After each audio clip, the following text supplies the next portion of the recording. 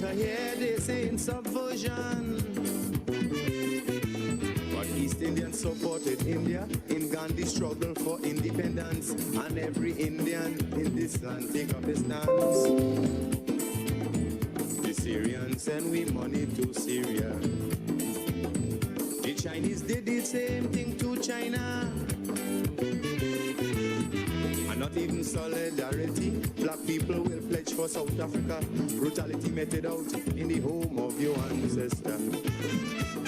So raise your head, Mr. African, raise your head.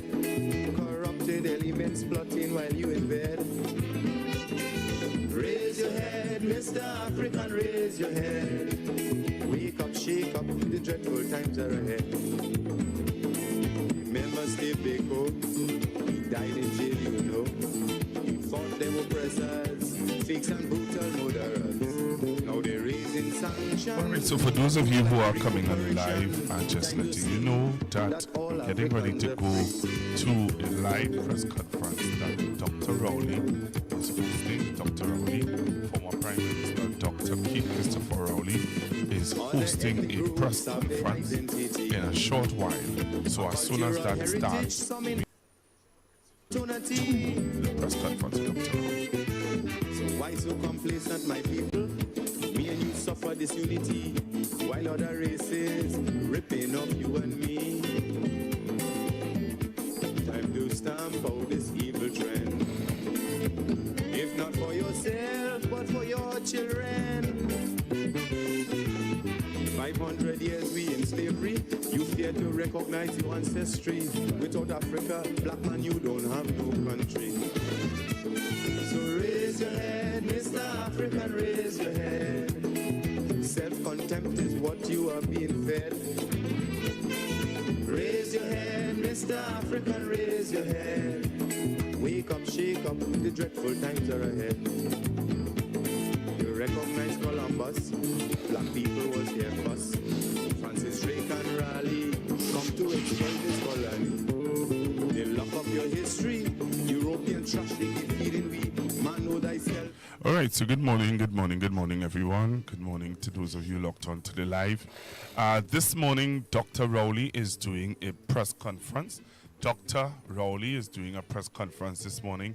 So we're just waiting on the press conference to start so that we can go live to his press conference. I don't know what the press conference is about, but really waiting to see. As soon as it starts, we are going live on Constructive Talk.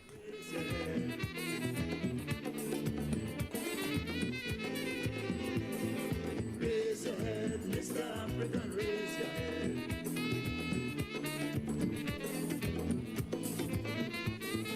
Raise your head, Mr. African, raise your head. Oh,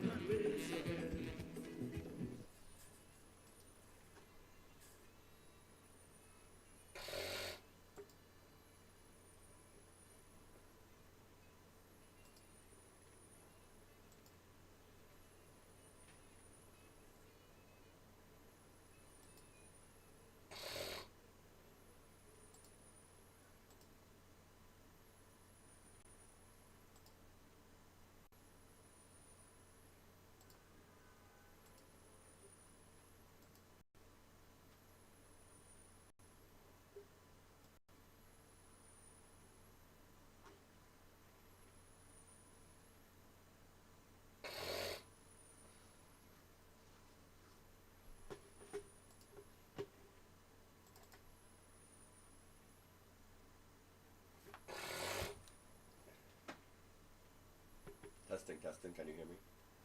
Mic is not supposed to be on right now.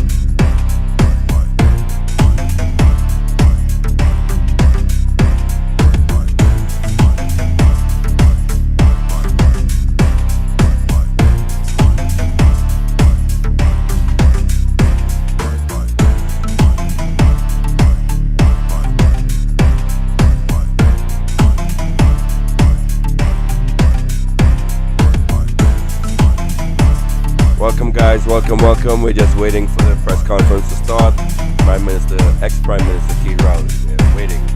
I guess we're going on Trinity time today.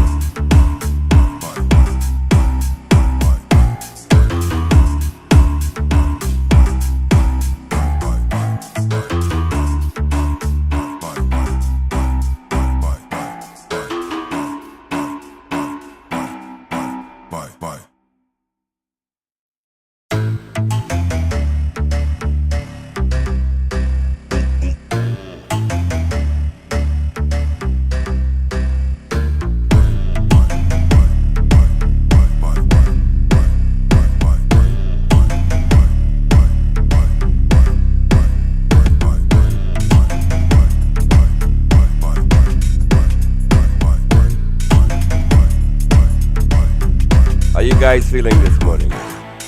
We got a poll up in the chat. Do you miss Keith Christopher Rowley as your Prime Minister? Do you wish he was still in charge? Answer the poll, guys. Let's at least get interactive before the press conference starts. How you guys doing this morning? How you feeling? How was your sleep? What you doing right now? Where you at? Are you at work? Are you at home? How are you watching it? How are you watching it? Are you on your TV? Let's kick the Willy Bobo while we wait for this bald-head man to start his press conference.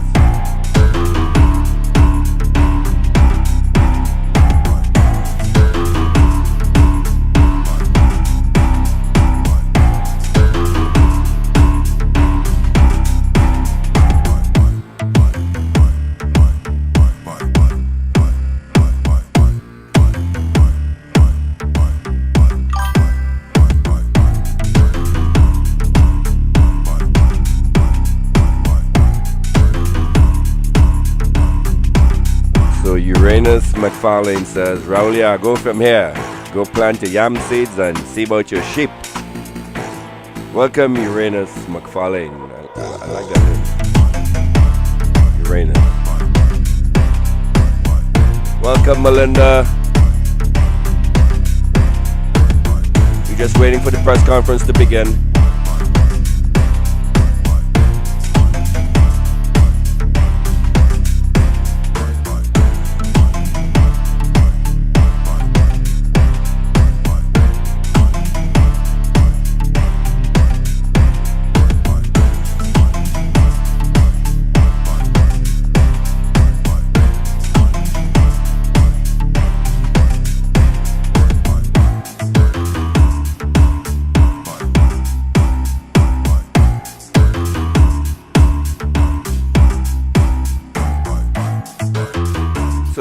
Tell me, Troy Smith, do you rather tighten your belt or have no belt to tighten at all, like what's happening right now in the UNC, because everybody getting sent home?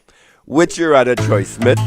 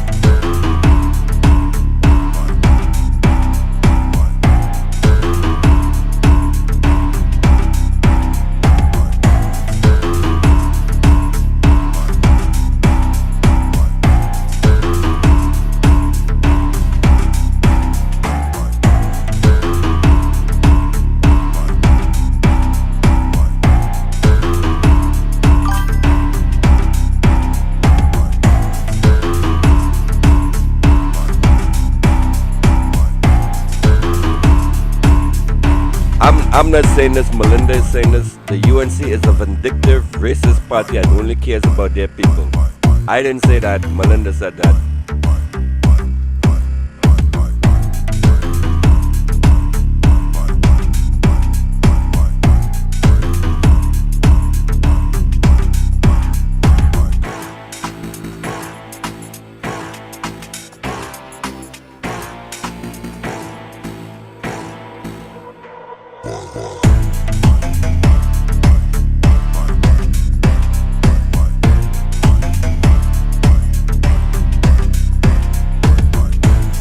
welcome to the Slimy Show, broadcasting on the Workers' Right platform. We're currently waiting for ex-Prime Minister Dr. Keith Rowley to begin his press conference, which was scheduled to start at 10 a.m. It is now 10:25 a.m. I guess he is still working. Well, actually, he's not a leader anymore. He's maybe just waking up out of his bed. He's working on Trinity time, taking his time.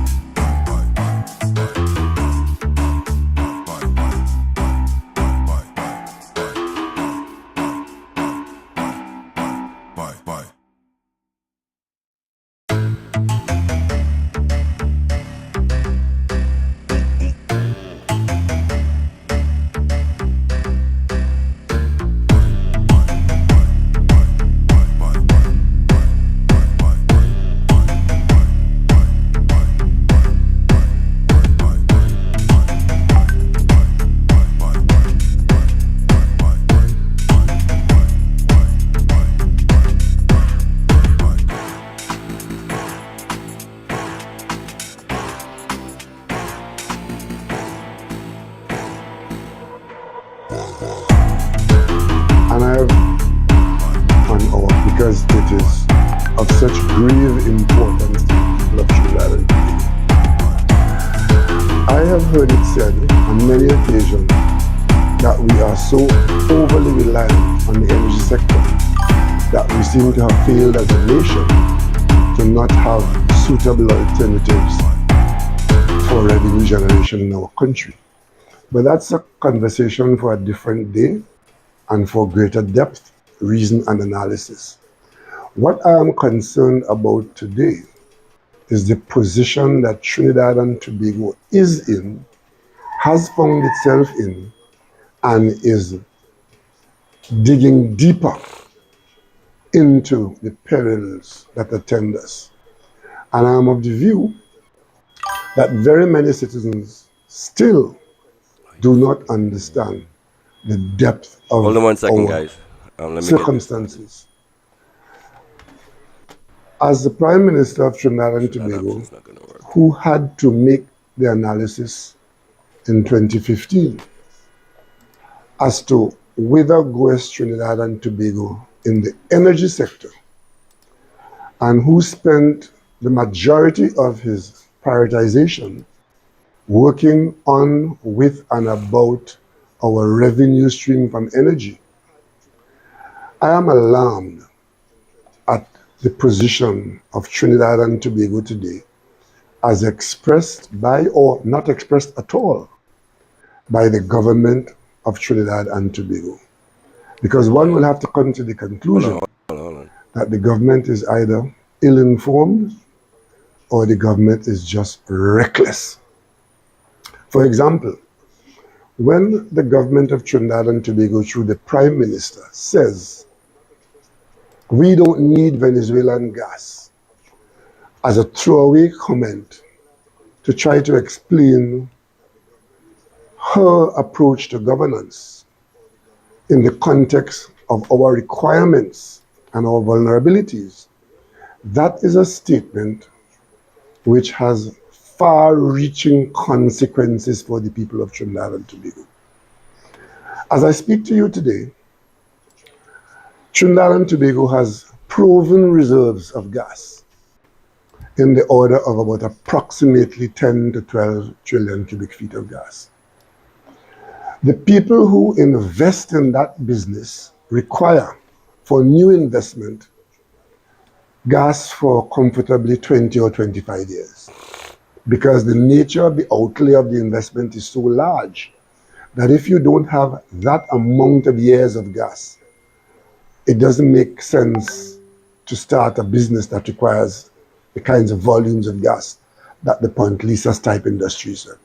And add to that Atlantic LNG, which is just a processing of the gas from one form to another for transport.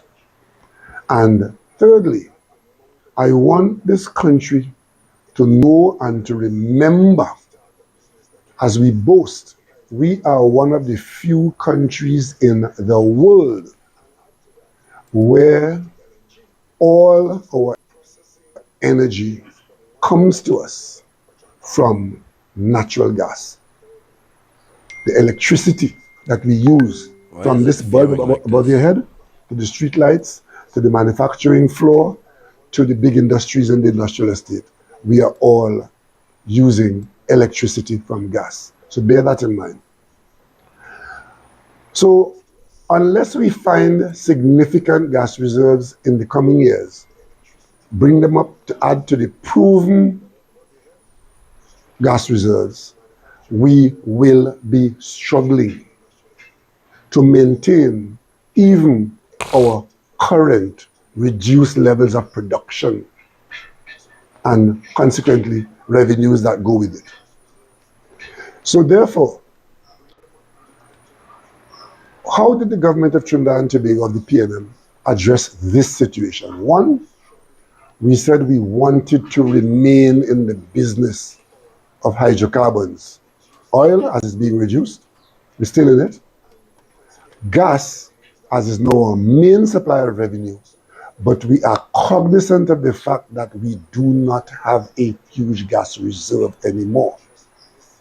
We have moved down our daily consumption from 4.3 billion cubic feet per day to now we are down at 2.6 and possibly could be falling. The trend is downwards. And of course, most importantly, we can't look at the reserves and say that we have 10 trillion cubic feet so we can keep processing and manufacturing and selling LNG because we have 10 trillion cubic feet. What we have to say is that if that is the reserve, we have to stop manufacturing, stop selling LNG at a point well below 1 or 2 TCF of gas. Because if we use up most of this gas or all of it in the manufacturing petrochemical sector and the LNG sector or both, and then we have to stop because we don't have enough,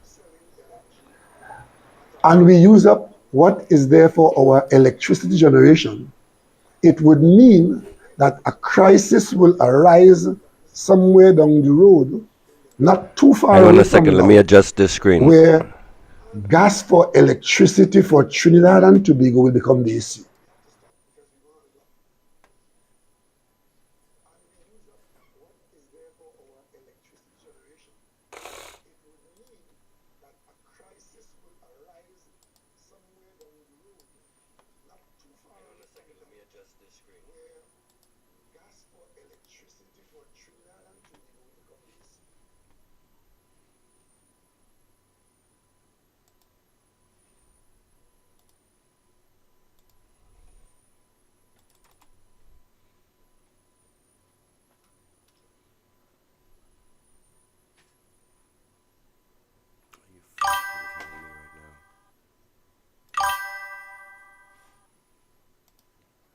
Trinidad and Tobago has proven reserves of gas in the order of about approximately 10 to 12 trillion cubic feet. The people who invest in that business, the people who invest in that new investment require for gas for comfortably 20 or 25 gas years. For comfortably because the nature of the outlay, because the nature of the outlay of the investment is so large, that if you don't have that amount of years of gas, it doesn't make sense. It doesn't make sense a business that requires to start a business the kinds of volumes of gas, the kinds of volumes of gas type industries, that the Point Lisas type. And add to that, Atlantic LNG. Atlantic LNG processing, which is just of the gas from one form to another for transport. And thirdly, I want this country to know and to remember as we boast. We are one of the few. Is this audio messed up? How is this audio coming through? The world where all our energy comes to us natural from. You know what? Let me just switch back to the Facebook feed. This shit is not. From this bulb above your head, to the manufacturing floor, to the big industries and the industrial estate, using all electricity, using gas, electricity and gas. So bear that in mind. So unless we find significant gas reserves to that situation, we have to make sure that we leave enough reserves in our formations to keep supplying electricity, because electricity is our number one. 1 second, let me switch back to the Facebook and feed. in the future. Even as we say that we want to sell more as petrochemicals, or we want to sell more as LNG. But if the circumstances turn out that I was the Prime Minister of Trinidad and Tobago in 2015 when this confluence came together. We had an American government. As far as we are concerned, America is a friendly nation. We have deep business relationships with America, not just trade and diplomacy, but over 200,000 people in America claim Trinidad and Tobago as home. They and their children. And of course, we as the government of Trinidad and Tobago have to be mindful of ensuring that what made us a nation, what kept us safe, is preserved. And what kept us safe? What kept us safe was our subscribing to the principles, the fundamental principles of the UN Charter, which provides protection for small nations like ours and large nations. And the fundamental principle of that because we have 10 trillion cubic feet. That we do not subscribe to might is right, and power should be used against those who can't defend themselves. We have to stop manufacturing. And in the UN Charter, you have the expectation that nations would not interfere in the business of other nations, will not threaten other nations, and will not intervene in the business of other nations. Most of this gas or all of it, because that ruptures the peace. I don't know what the fuck is and going in on. CARICOM, where we are a founding member, and in fact a leader in CARICOM, and then we have to stop because we don't have enough. Took our protection by writing in support and subscribing to the region that a crisis being a zone of peace somewhere down the road. And that means nations interacting with nations should do so peacefully, and differences should be resolved by dialogue and conversation and diplomacy. That's what we subscribe to. That is what protects us. That is why when the United States mobilized Canada, surprisingly, and the European Union, and declared that they were unhappy with the government of Venezuela, and they determined that there should be regime change in Venezuela, the PNM government at the time saw a great potential calamity for the people of Trinidad and Tobago. CARICOM saw that. We had an emergency CARICOM meeting when that matter resulted in the removal of diplomacy between the United States and Venezuela. That we have gas for electricity. Because we saw the trouble that has for all of us. How did CARICOM respond to that situation? CARICOM resorted to its fundamental principle that our governments, our nations, subscribe to what we call the Errol Barrow principle. Friend of all, satellite of none. If we put ourselves in that situation, then we can talk to and treat with anybody who our sovereignty allows us to do that. That's our right. We defended that right. So when the European Union gave Maduro 8 days to leave office, and Canada took the position that time for talking done, and the United States took the position that regime change is the objective, we realized that there was a crisis. Trinidad and Tobago led in CARICOM on this issue. At the emergency meeting of CARICOM, where we spoke to Washington, we spoke to Caracas, we gave our advice. No, the problem is this is a Facebook feed and I can't display the Facebook feed properly because I have to use the desktop because the window stuff that I'm using wants you to freaking log in, so I have to use it like the United Nations on this issue. That delegation comprised the Prime Minister of Trinidad and Tobago, the Prime Minister of Barbados, and the Prime Minister of St. Kitts. the three of us traveled to the office of the Secretary General. And it was to make one point. We want, in this dire situation, that the principles of the UN Charter apply to all of us. That's our protection, because we cannot defend ourselves, our population, our economies in a situation if the United States and Europe and others, who might be, decide to create in our neighborhood, in our region, armed conflict. Because what we saw was a Venezuelan nation that was prepared to defend its sovereignty from outsiders who were dictating to Venezuela who should be their government, who should manage their resources, and how it should proceed.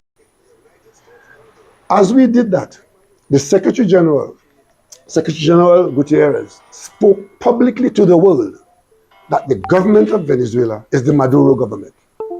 Hello. Norway, South Africa, Mexico, and Uruguay joined the CARICOM in this requirement for protection and defense of the zone of peace. Uruguay organized a meeting in Montevideo. We all traveled to Montevideo, and we had serious confrontation with Europe as to what do you expect with any attempt at regime change in Venezuela. Why aren't you concerned about our interests in this matter? Europe backed away and backed down on their position. Canada backed away from time for talk done. Norway took the initiative to generate the conversation and the dialogue and the diplomacy. And they met in Barbados, where Venezuela came to the meeting, CARICOM came to the meeting, and we had that. And that matter boiled down. Venezuela was still having some issues. Hold on. CARICOM took the leadership. All right, there. this is a Facebook And feed. Prime I'm not going to Minister beat my head up Ralph over Gonzalez this. Just listen to what the fuck the man's saying. Forget the video. Guyana and Venezuela took. Just listen to what the fuck he's saying. Forget And the we video. all Just listen got to his there, words. That's all that matters. giving You don't have to look dialogue at his and ugly giving peace face. a chance. That's how it was.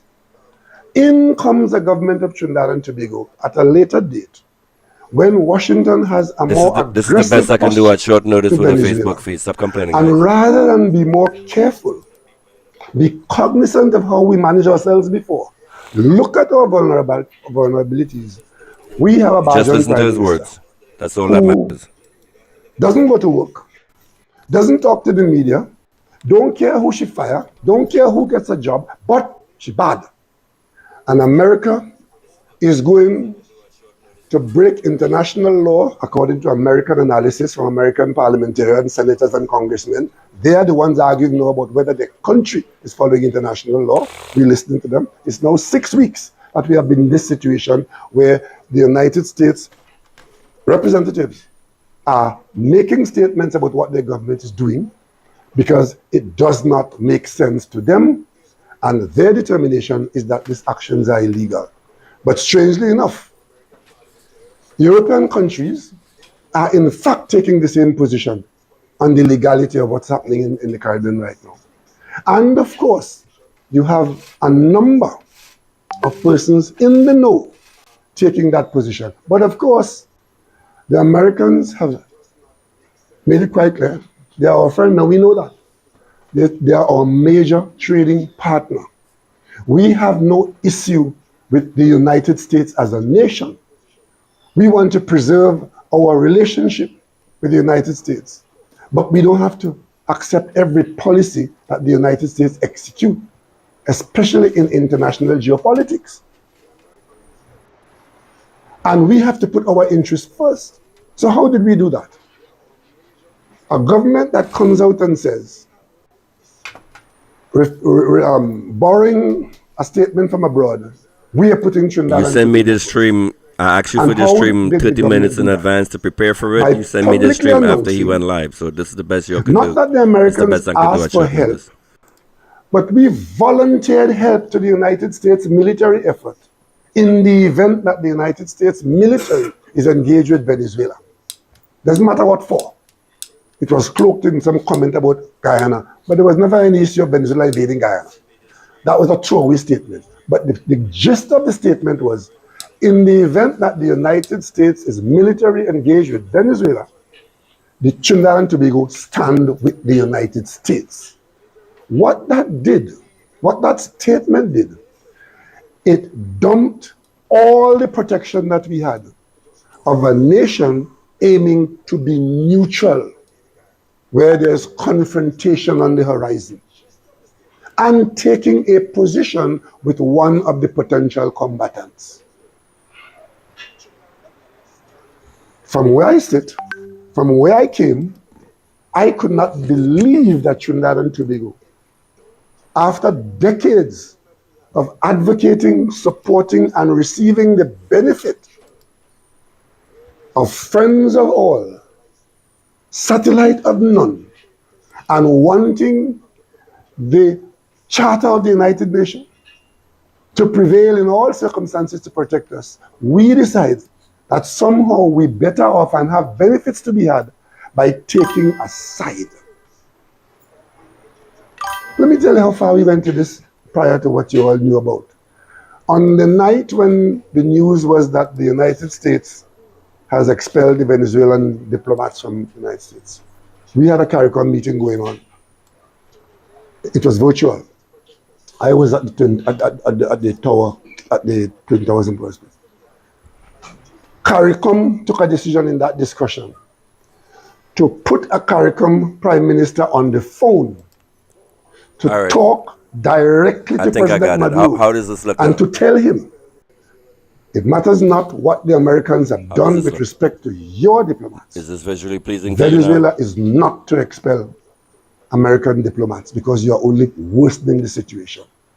If the Americans want to leave, let them leave on their own, but it must not be an expulsion by the government of Venezuela.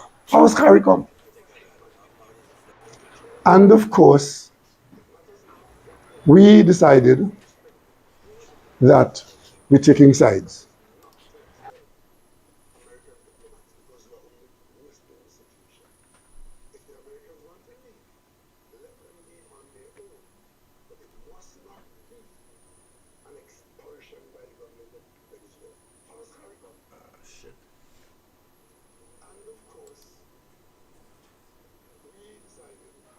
To fight drug dealers. Two gangs were named, not by the union, them as the source of our troubles, but of course, the gangs are named and people are killed. How's the audio?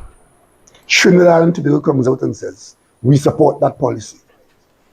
We will add to that policy. We will defend that policy. Everybody else around the world who believe in the rule of law, saying that is not the policy that any democratic country should take. And I will tell you something else too. That policy comes from the United States. As Prime Minister of Trinidad and Tobago, I can tell the country today that I am satisfied that our police service in Trinidad and Tobago and persons with access to the police service in Trinidad and Tobago were in fact conducting extrajudicial killings in Trinidad and Tobago. I happen to be satisfied that that was true.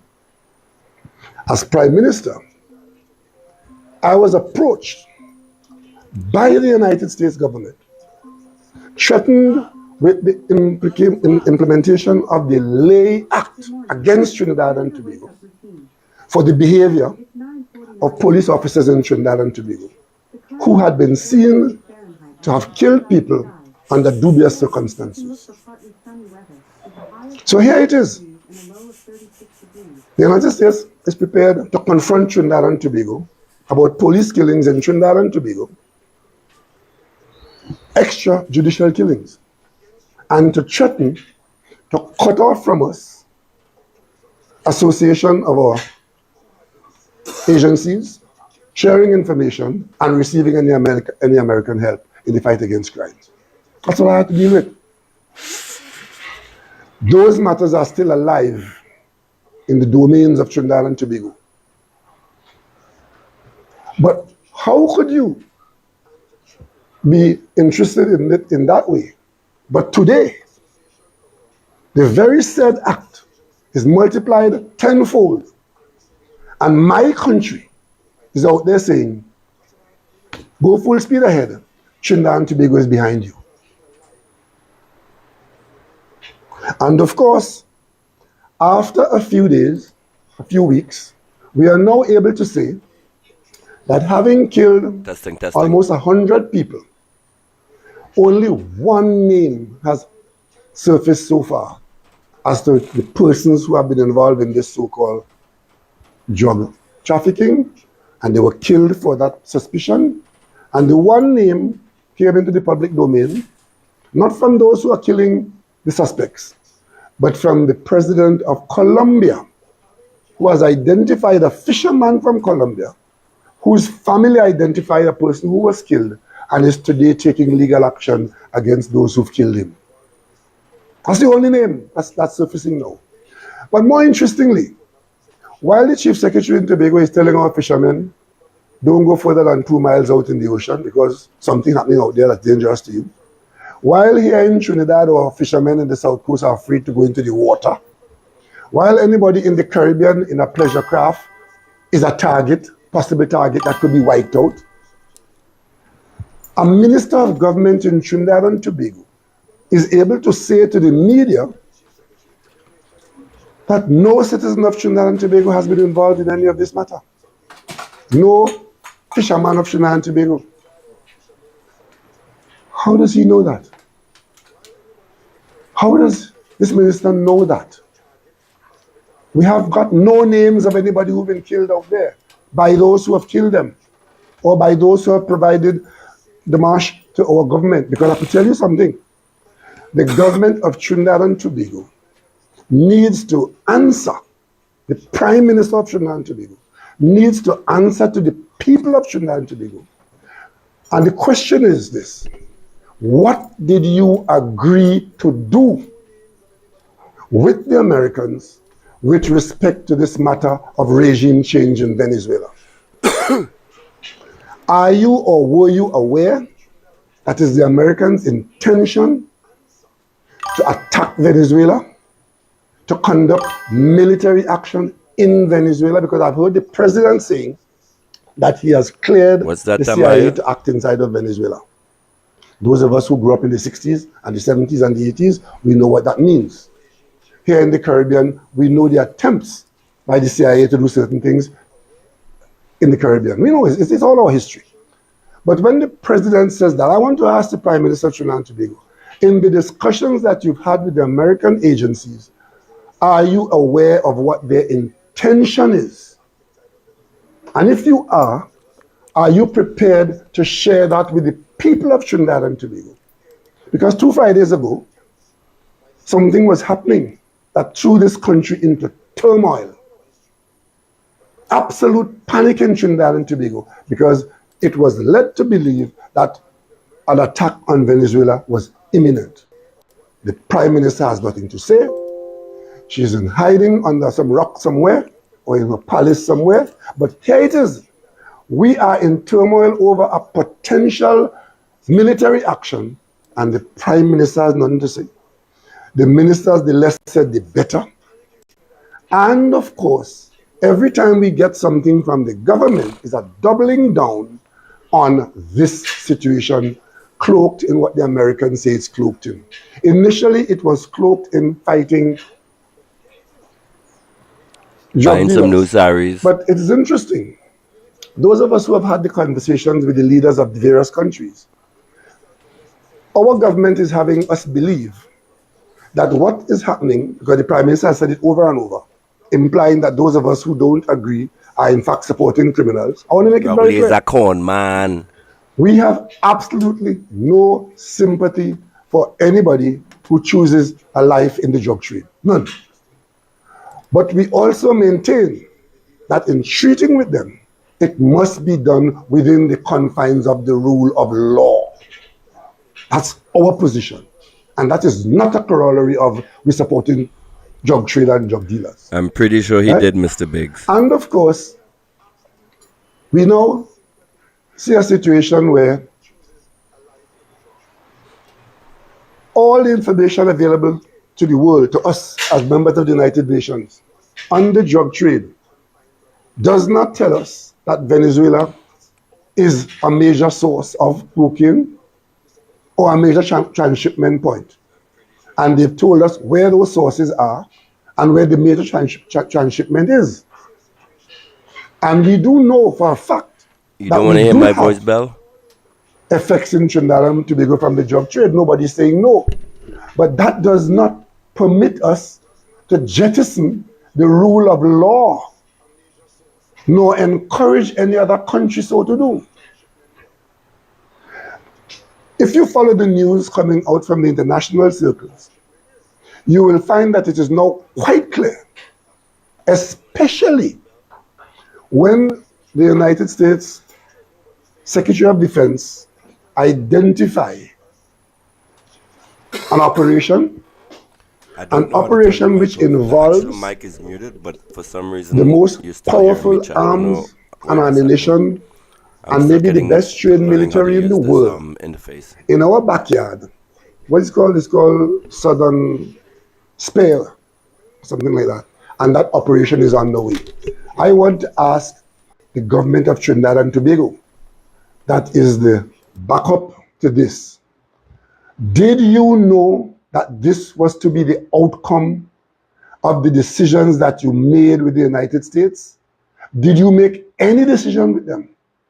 Did they share any information with you about this operation, which involves nuclear submarine, thousands of Marines, assault capacity for a threatened neighbor, aircraft of leading edge technology, and of course, most importantly, the use of Trinidad and Tobago as a staging ground for this operation? Did you know that? Did you agree to that? Or is it just happening and unfolding that today the Venezuelans could be saying that we are using our country to facilitate an attack on Venezuela? Troy, do you rather your How leader come be a Venezuela puppet was of never Maduro able to or say a puppet that of Trump? when they openly called for Which regime one do change you and rather gave your Maduro leader 8 days to bow leave down office? to? How come they weren't able to say that? How come we were still able to go to Caracas and negotiate far-reaching agreements for our future, and to go to Washington and meet the people in Washington who were decision makers? How come? Is it that it just so happens that in the face of the American policy of attacking Venezuela, they just happen to have been on their way to Trinidad anyway? And what The is USA worse, is about to do to Trinidad like now what they that did we to are in Ukraine. this situation where military confrontation is a distinct possibility, the government spokesperson in Trinidad and Tobago was saying that, well, the government had That's no how gas choice negotiations are done, Mr. because Biggs. all of this US Money presence and have to activity in pass. Trinidad and Tobago and showing off their hardware in Trinidad and Tobago is something that Rowley signed under the Status of Forces Agreement. I want here this morning, for the benefit of every citizen of Trinidad and Tobago, as the former Prime Minister of Trinidad and Tobago and Chairman of the National Security Council, and the person who sat and spoke with Americans throughout my term, that there's absolutely nothing in the Status of Forces Agreement to permit any commitment from Trinidad and Tobago to breach the UN Charter to intervene military in any of our neighbors or anywhere in the world.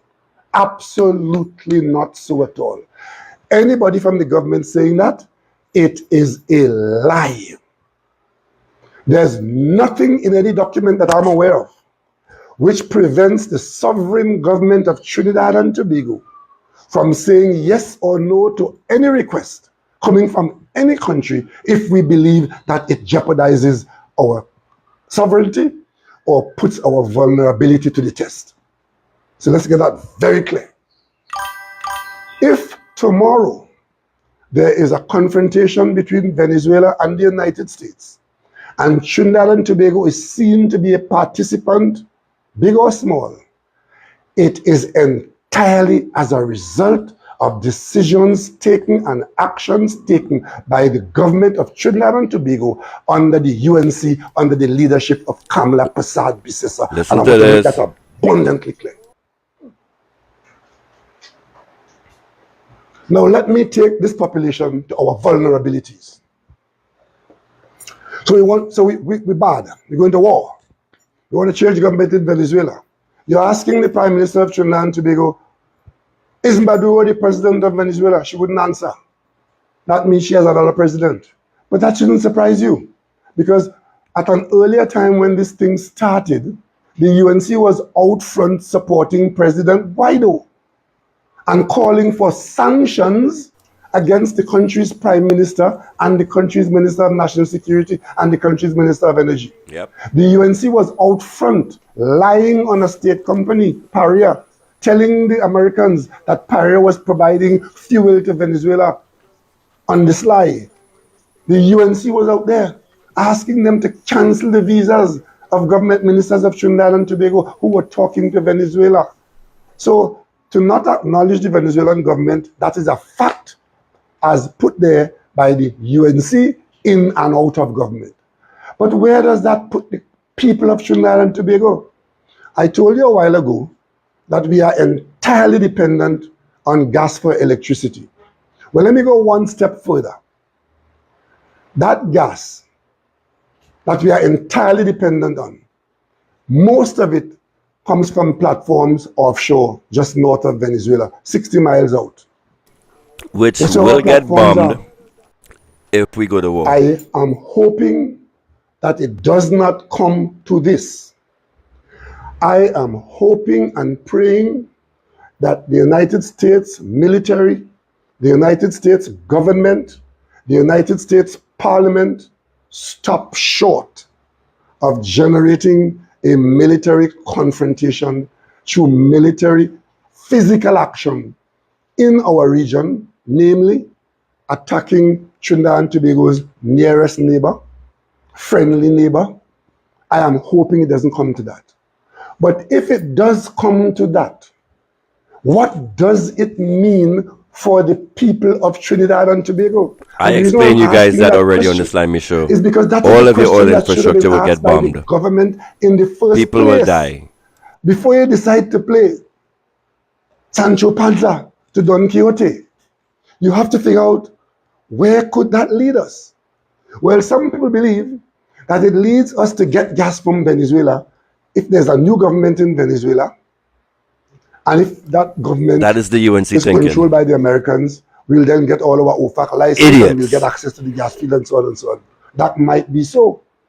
But for that to happen, there has to be an outcome from the military effort. Either that the show of force and the presence of Trinidad and Tobago as a staging jumping off point. He's right, he's right. And all of that will frighten the Venezuelan government, and the government will run from Venezuela. That is what some people think. I It's not saw going to happen. persons abroad in authority saying Maduro's days numbered because partly they'll pull a string or they'll give an order and Maduro will leave. I don't know that that is what the outcome is guaranteed to be. On the other hand, if Venezuela is attacked, He is totally right. Trinidad and Tobago has made itself a combatant in this matter. Look into today's papers. You see the complaint from Venezuela accusing Trinidad and Tobago of facilitating an attack on its territory. You see the Prime Minister doubling down on offering Trinidad and Tobago to facilitate this, not staying in our lane under the UN Charter, under the CARICOM position of zone of peace. No, as a matter of fact, she has dismissed the whole concept of a zone of peace under the guise that we have crime in our country. There are other Caribbean countries that have crime equal to and more than Trinidad and Tobago, but they are rooted in the zone of peace, because zone of peace is about country to country. It's not about gangs inside your country and who invade whom and who murder who wife. That's not at all. It's either a Listen and learn, people. comprehensive misunderstanding of the whole concept of zone of peace, or you're playing smart with foolishness. The Prime Minister of Trinidad and Tobago has been reckless in taking that position of dismissing our decades-old position of preserving our region as a zone of peace, where we object to nuclear weapons passing through. So nuclear rods passing through to go to the reprocessing. We object to that because we said we don't want to be part of the nuclear age because we cannot protect ourselves from accidents or from violence involving nuclear. So come back to the gas. Here you had a government making huge headway in getting access from Venezuelan gas 17 kilometers from our hibiscus platform. First time ever Venezuela agreed to sell its gas in that way. Listen to this part, Mr. Biggs. This answers your question. Operations through Shell, where Venezuela agreed to cancel the unitization approach of 15 years and allow Trinidad and Tobago, with Shell as the operator, to go into the Loran Manatee field and extract our Manatee 27%.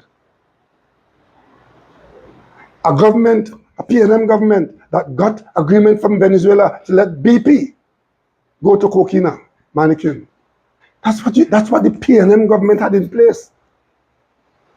The UNC comes in and puts this in place for you. Let me tell you what's in place now. And I hope to God it doesn't happen, because I gave my life, my working life to this country. This is my children's country, my grandchildren's country, and I don't want it hurt. But let me tell you what the likelihood is going to be. If Venezuela is attacked, and the people of Trinidad and Tobago must know that, because this is not carnival, this is not a joke. It's all well and good for the Prime Minister to stay home and hide and talk stupidness through buffoons. But our life is involved here now, because Venezuela is taking the position that Trinidad and Tobago is using its territory voluntarily to facilitate an attack on Venezuela.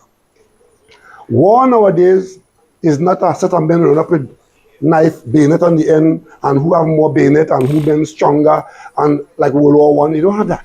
Please, it's not even like World War II. This is 21, 25, the 21st century. War now is you stay hundreds of miles away and you fire missiles that are accurate to within a few meters away the land. War nowadays is fought where you send 500 drones at a target. And I see in Europe, civilian targets are fair game. That's our world today. We are dependent on gas from platforms 60 miles out there. Has exposed the country, the people of Trinidad and Tobago, to war, we don't have a death. Coast Guard that could even stand out there. Time for you supporters to start waking up. To hail anybody who's coming at us. That's a vulnerability of the worst kind. And if that becomes part of the proceedings, not by missiles being fired at us, not by bombs being fired at us, but just by a credible threat to those platforms, Trinidad and Tobago is now in a current against which we cannot swim. Because if a threat like that comes to us, a credible threat, that those platforms are in fact legitimate targets, those international companies will do one thing. They'll remove their staff from the platform. And once the staff comes off the platform, most of those platforms are manned. Once they come off the platform, it shuts down the gas supply to Trinidad and Tobago. Are you paying attention?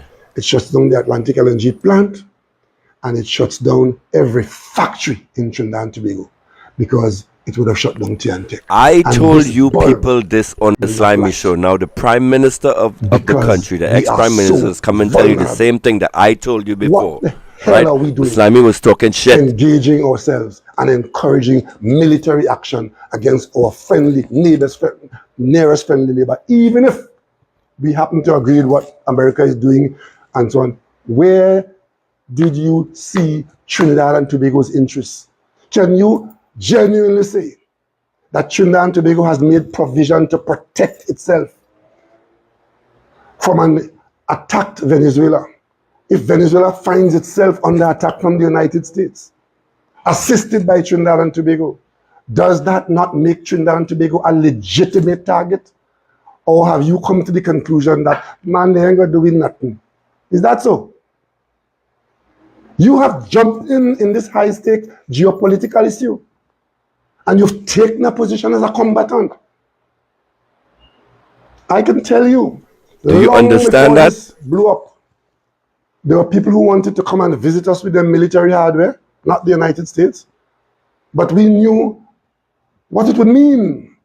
And we said, no, your vessel is not welcome at this time. You wouldn't know that. The news didn't know that. We handle these things on diplomatic paper in confidentiality. That's how it's done. Who rake up this woman to go and tell the world that if America, having declared drug dealers as narco-terrorists, not narco-traffickers, they're narco-terrorists, and once they use the word terrorists, they are now authorized to use military against it. And that was the plan.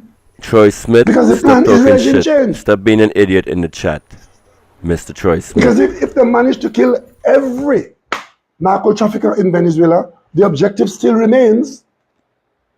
As a matter of fact, I was listening to the American president last night, this evening. You see, it's idiots like you Answering is questions why the from the country is in a American mess media. right now, Mr. And they Troy raised Smith. this same issue Instead of focusing about on the fucking message, instead of the focusing on military what is being out happening there around you, on the you want to verge come in here and of talk shit.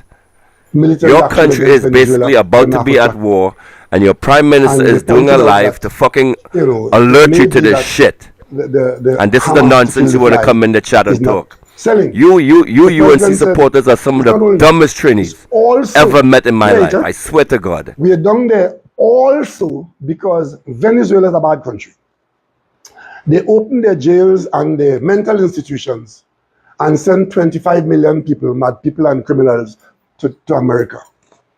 And that is why the American military is here, to put an end to what Venezuela has done. And my prime minister is there saying on my behalf, go full speed ahead. I support your policy and you can count on us.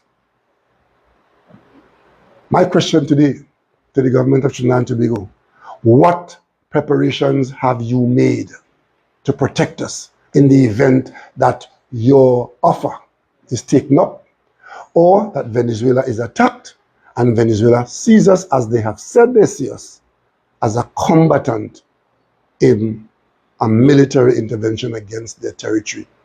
And Venezuela has given you their reasons as to why they are in this situation. I don't have to spell it out for you.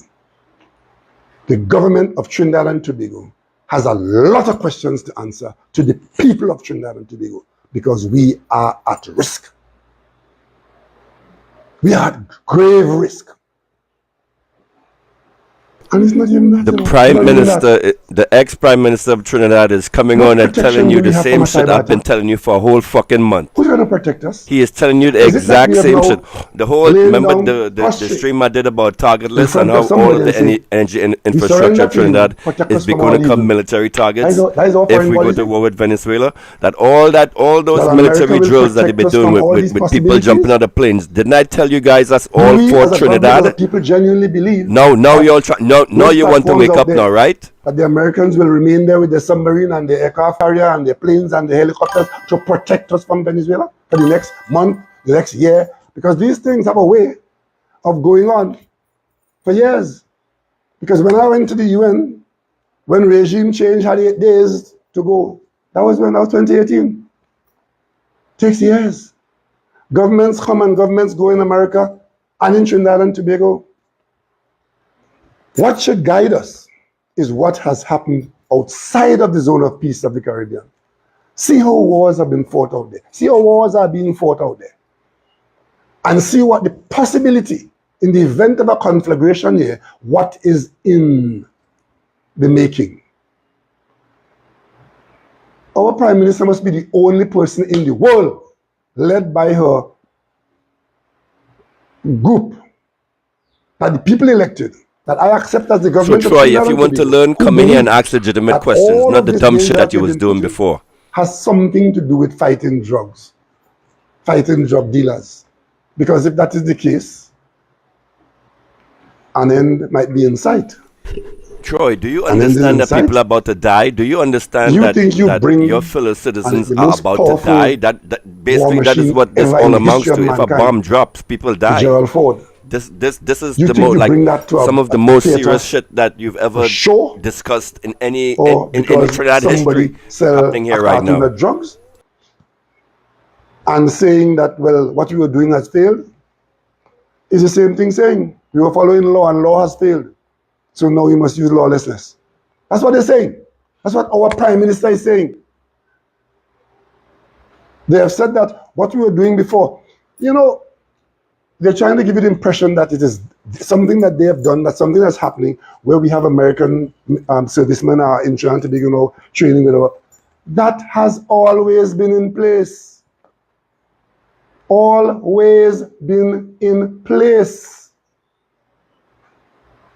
As a matter of fact, Southcom, which is the United States headquarters for military action and activity in the Southern Hemisphere, is based in Miami. We have an officer stationed there. We change people there all the time. The training, the polygraphing, the sharing of information between the SSA, and we have that in place. You may recall one of the largest drug hauls happened off the coast of Portugal a few years ago. The shipment was loaded here in Carenage. And Trinidad and Tobago authorities, we, in conjunction with our European partners in the United States, we watched it all the way across the Atlantic in the international ocean until it got into the territorial waters of a European nation, and the ship was arrested there and the traffickers were arrested out there. The US Coast Guard, in collaboration with Caribbean nations, Coast Guard and other military, we share information with the Dutch, the French, the Germans, and the Canadians and the Americans. We are all in this together, fighting those who will poison our population. It was never a question of who have more might, declare war on who they believe they don't like. It was never that. Trinidad and Tobago has sold its pig in a bad market. And right now, we are just hoping for the best. And today, I call on the Prime Minister of Trinidad and Tobago to come before the country. Tell us what you have done. Tell us what you have agreed to.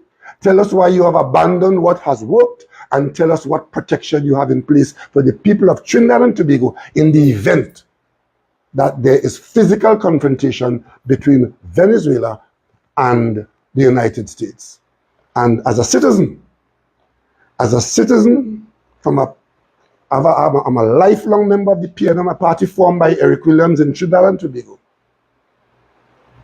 I take the position that we are friends of all and satellite of none.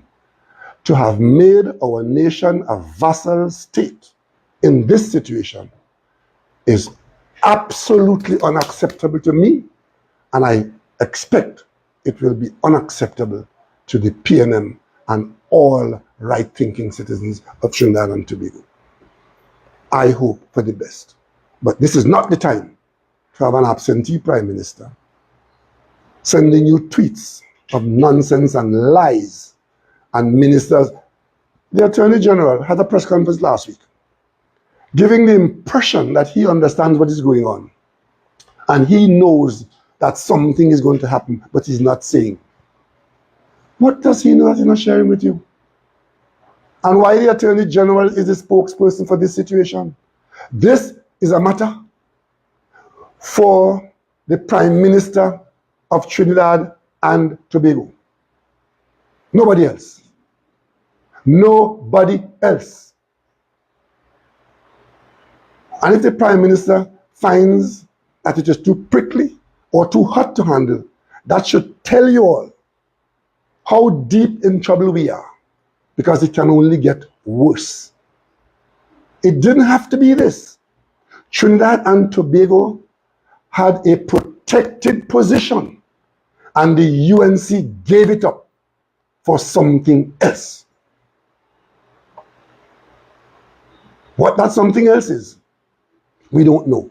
Because if it never comes to regime change, what the outcome would be is that we would have created enmity in Venezuela, which threatens everything that we had in place to give us a future in the hydrocarbon business.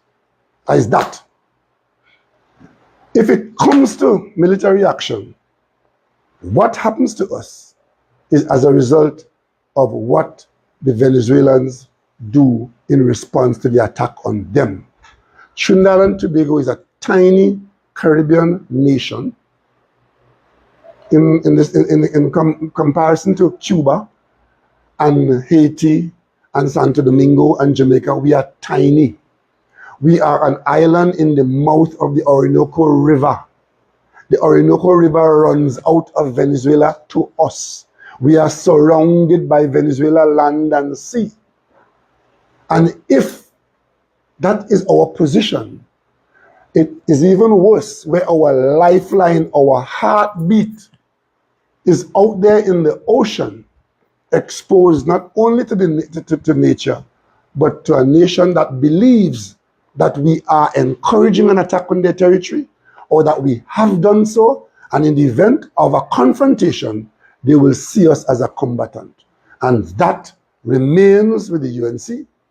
Today, as a former Prime Minister, I call on the Prime Minister of Trinidad and Tobago to cease and desist from exposing the future of our children and our grandchildren. I'm in a unique position. I'll tell you why. As Prime Minister of Trinidad and Tobago, this issue came to me early in my tenure. And having to deal with all that I've said to you here this morning, I set out to make sure that I understood it and I dealt with those who are the players in it. I have sat down with the President of the United States. I have sat down with the President of China. I have sat down with the President of Iran. I have sat down with the Prime Minister of Canada. I have sat down with the Prime Minister of the United Kingdom. I sat down with the President of Uruguay. And I maintain a foreign policy where my Minister Brown and Minister Moses, have carried a lot of it. And we understand it. The PNM understands it. And that is why today, when I see neophytes playing Bajan and putting Trinidad and Tobago at risk, I ask myself, who have they interacted with? What have they read? What do they understand of this situation other than what they might have heard on the news? So we just jumping along, hoping that if rain falls, we'll walk through the raindrops. That's where we are right now.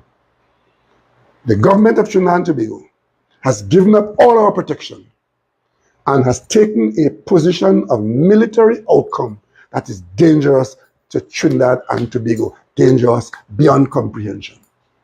That is the issue in front of us today. And that is what should be the narrative of this country today. That is what should be the conversation in this country today, whither goes Trinidad and Tobago in the event that Washington decides to attack Venezuela. Because Trinidad and Tobago has played a role already and put itself in a position in that matter. And it's not a good position. The second thing I want to mention very briefly, I want to alert the population to what is likely to happen. I see the government talking about reopening the refinery. We will be very happy if the refinery is reopened because we all want it to be reopened in operation. But as they speak about reopening the refinery, the conversation is very hush-hush. Nobody has said to us that they found somebody with a supply of crude.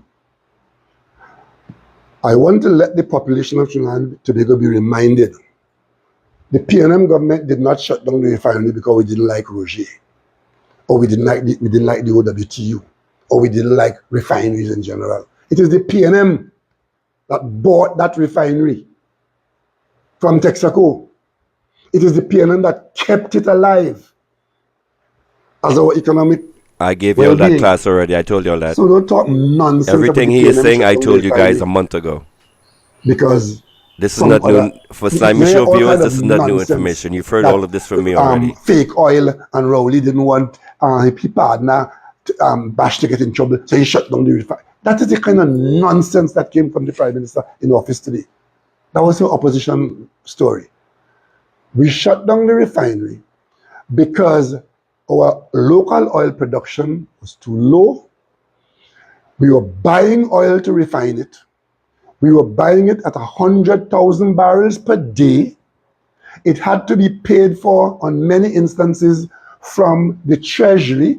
And that is why today, as I speak to you, the Treasury is still servicing over 400 million US dollars from the Treasury that went to buy oil to be refined, and we were losing money by the billions of dollars. Those are the facts.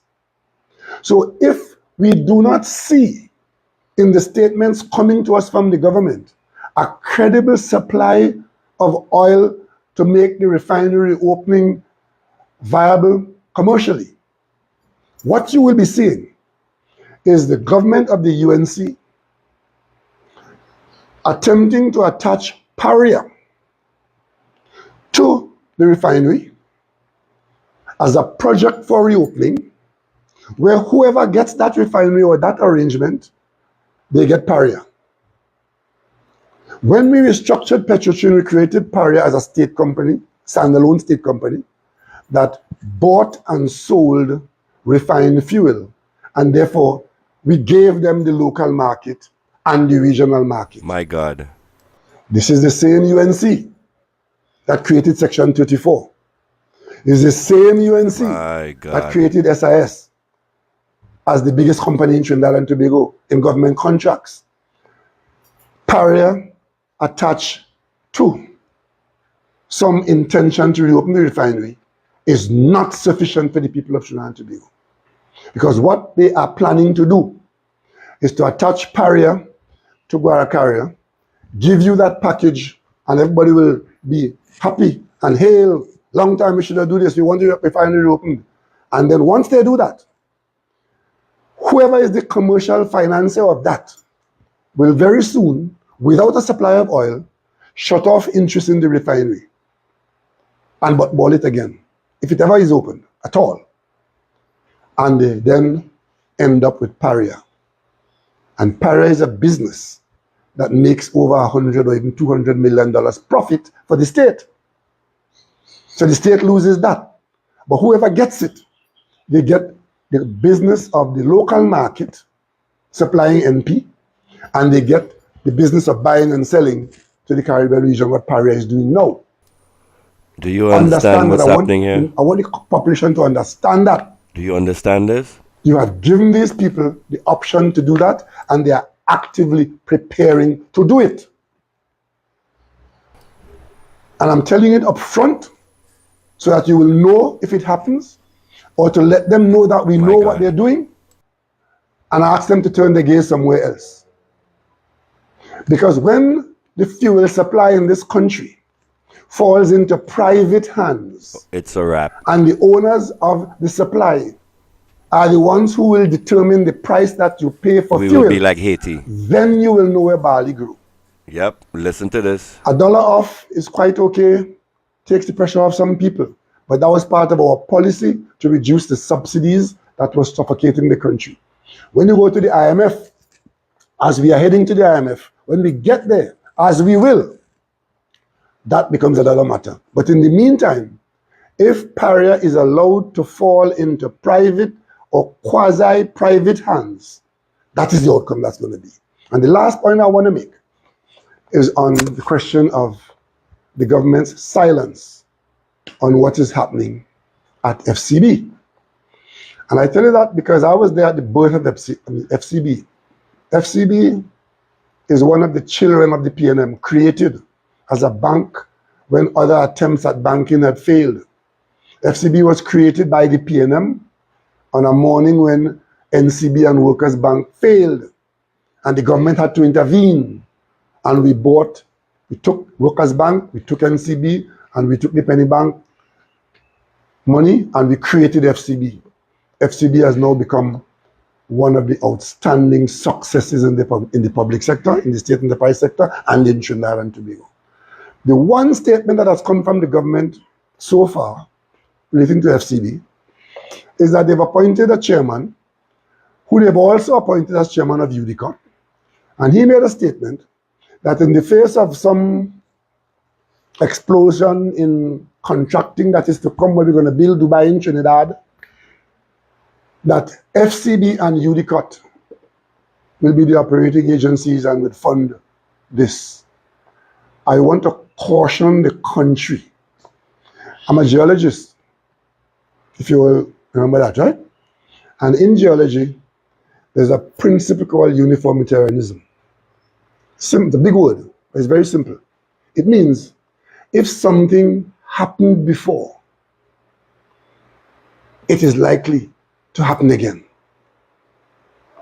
The UNC came into office and they sold the first set of shares at FCB, at IPO.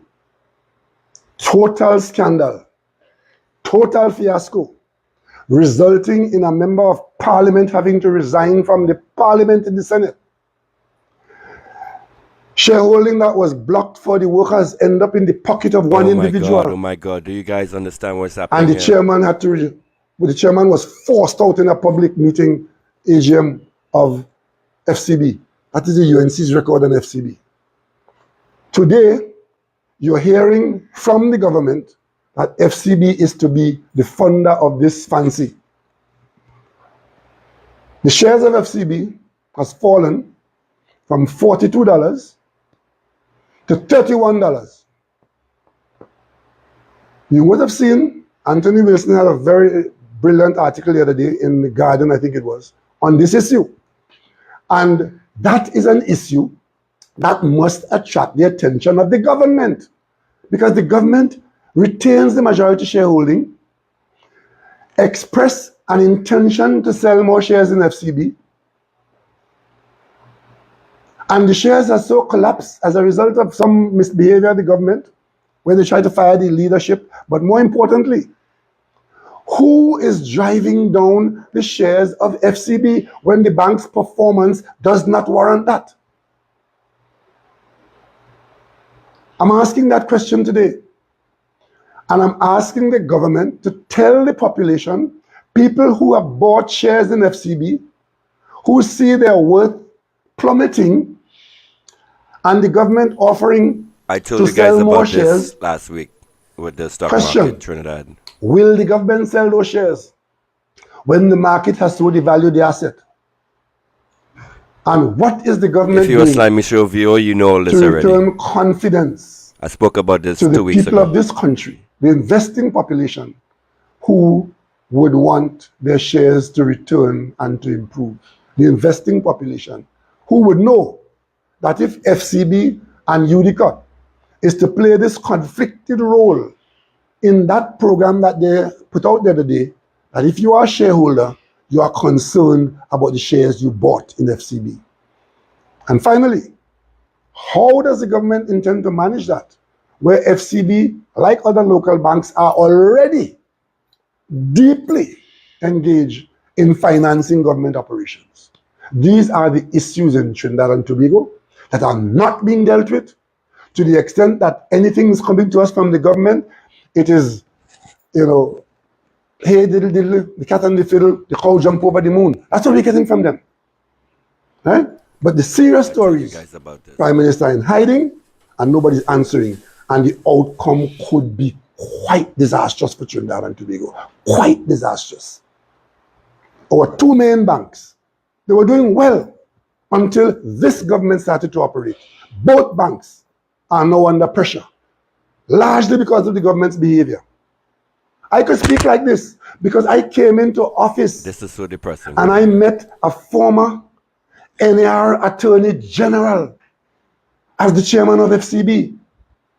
And we reappointed him over and over, and he did yeoman service, and he kept that confidence in that bank, and the bank grew and grew and grew under his stewardship, because we were quite happy. If Anthony Smart was the best chairman for FCB, then he has the position. I came into office and had to appoint a chairman of NP, and I appointed a chairman who was a UNC member of parliament, and he served without fuss and without more, running MP until last election day, when every chairman was threatened, get out, get out, get out.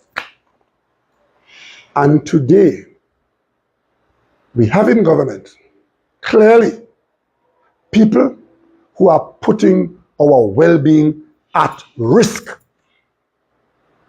That's what it is. The last thing I want to say is this. I'm a citizen of Trinidad and Tobago. I was Prime Minister of Trinidad and Tobago. I retired from the office and the post of Prime Minister.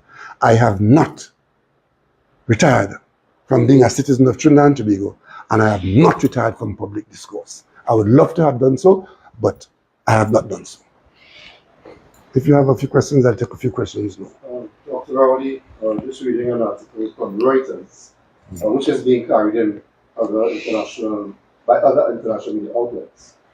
President Trump said on Sunday that the United States may open talks with Venezuelan President Nicolas Maduro, who faces escalating pressure from Washington amid a massive U.S. military buildup in the Caribbean. And there's a quote from President Trump. The quote is, "We may be having some discussions with Maduro, and we'll see how that turns out." That is what President Trump, the quotas having said. And he says that they, I guess, the Maduro regime or Maduro government, would like to talk. Any response? Well, if it turns out that the difficulties are settled by talks, I would be the happiest person, and it would be the best thing for Trinidad and Tobago. That is what the zone of peace says. That if there are difficulties of any kind, that you deal with it by dialogue.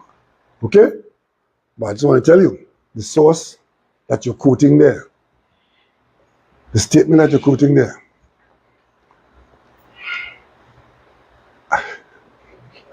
up until 24 hours ago, the President of the United States was telling Republican members, do not vote for the discharge petition in the Epstein matter, right? People were literally cornered and threatened as to how they should vote. Just before I started here, I saw on my television where the same president tell all the Republicans to vote for the Epstein discharge petition. Understand? What is said is not what is said we're going to rely on, it's what is done. And we hope that what is done is what is said. You expressed us very specific concerns with regard to now you have the U.S. carrier group in the region and so on, and all of the possibilities you have outlined that could happen if there is military conflict between the U.S. and Venezuela and how it impacts Trinidad and Tobago. In your discussions with the U.S. government when you were Prime Minister, was there any specific position being outlined by the government at the time, when you were speaking with them, the U.S. government that is, that they had this particular objective of military action, regime change, or anything of that nature? Of course, because the requirement for regime change as a solution to people who had an issue with Venezuelan elections was public. That is why the European Union had said 8 days or else. That is why Canada had said time for talk done. And in that meeting, my question was to Canada, time for what? If time for talk done, then what time is it now for what? We didn't expect Canada to be a belligerent. We expected sound, judgment and support for the UN on this matter. And we had a lot of conversations with a lot of people in the United States. And we discussed, many people agreed with us. Let's take the Republicans, because we spoke with a number of Republicans. Many of them are from states with large agricultural holdings. And they had a special interest. But when we talked to them, We spoke to them about our position as a supplier of ammonia and other fertilizers, right? They have an interest in that, right? Because fertilizer is key in their economy. And when we told them about having spare capacity to produce more ammonia, that is what they were interested in with us. So we got them on board with that. And that is why they started to speak for us and with us, saying, let us get Trinidad and Tobago the gas, because we couldn't produce any more without more gas. And we spoke with the Democrats. I could tell you there was one Democrat who was resolutely opposed to doing anything whatsoever except expelling Maduro, on the grounds that they had, after the Barbados meeting, Maduro had agreed to do certain things and he didn't do it, and therefore expulsion from office is the outcome. And we kept saying, don't abandon the principle of dialogue, right? Even if you're angry about that, let us stay the course, right? What we have here now is an about turn to that position of that Democrat, who is a very interesting one. You might know who the person is, because he didn't want to hear anything. And then, of course, as fate would have it, Trinidad and Tobago people must know what is happening in America, because we have so much of an interest there. It is our major trading partner. But we will only have a trading partner if we have something to trade. If we end up without gas, we will not have petrochemicals to trade. We will not have LNG to trade. So America being our trading partner is linked to the fact that we have to have something to trade, and that something is gas. Unfortunately, we have a current Secretary of State. We know him very well. He was a candidate for elections of presidency before. He's well known to us. He's from the southern part of the United States, in Miami. We know the American politics of Florida and what it means for Cuba and Nicaragua and Venezuela and so on. We know that.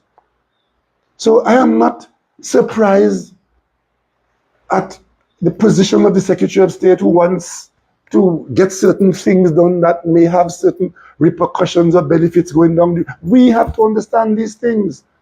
And that's why I am shocked at the behavior of the Prime Minister of Trinidad and Tobago, who acted as someone who came from Mars, woke up from sleep, and was told to go and run 100 meters.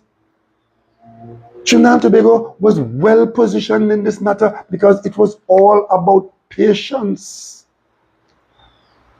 We, in fact, had access to the Speaker of the House. We had access to chairmen of committees, foreign committees, national security committees. As a matter of fact, when we closed this country for COVID in March of 2020, a few days later, had we not closed the country and COVID, a delegation, bipartisan delegation, was due to arrive in Trinidad and Tobago to spend 4 days. That had to be cancelled because we were closing our borders for COVID. So we've been there. But when we sat down to talk to the president of China, we understand China's position vis-a-vis Venezuela. Venezuela is not a little Caribbean island. Venezuela is a country with 30 million people and very powerful friends. That's another situation we say, we can just overrun you and take over your oil and give it to Trinidad and Tobago. Who can you sell that to?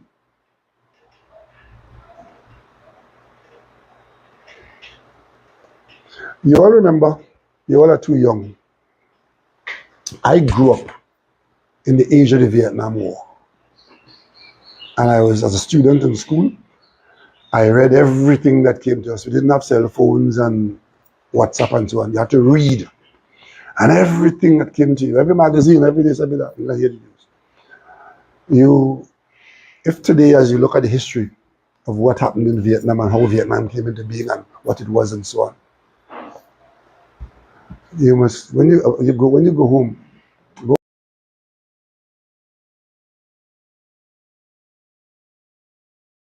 and read about that incident called the Gulf of Tonkin. Something happened in the Gulf of Tonkin with Vietnam. Millions of lives were lost as a result of an incident.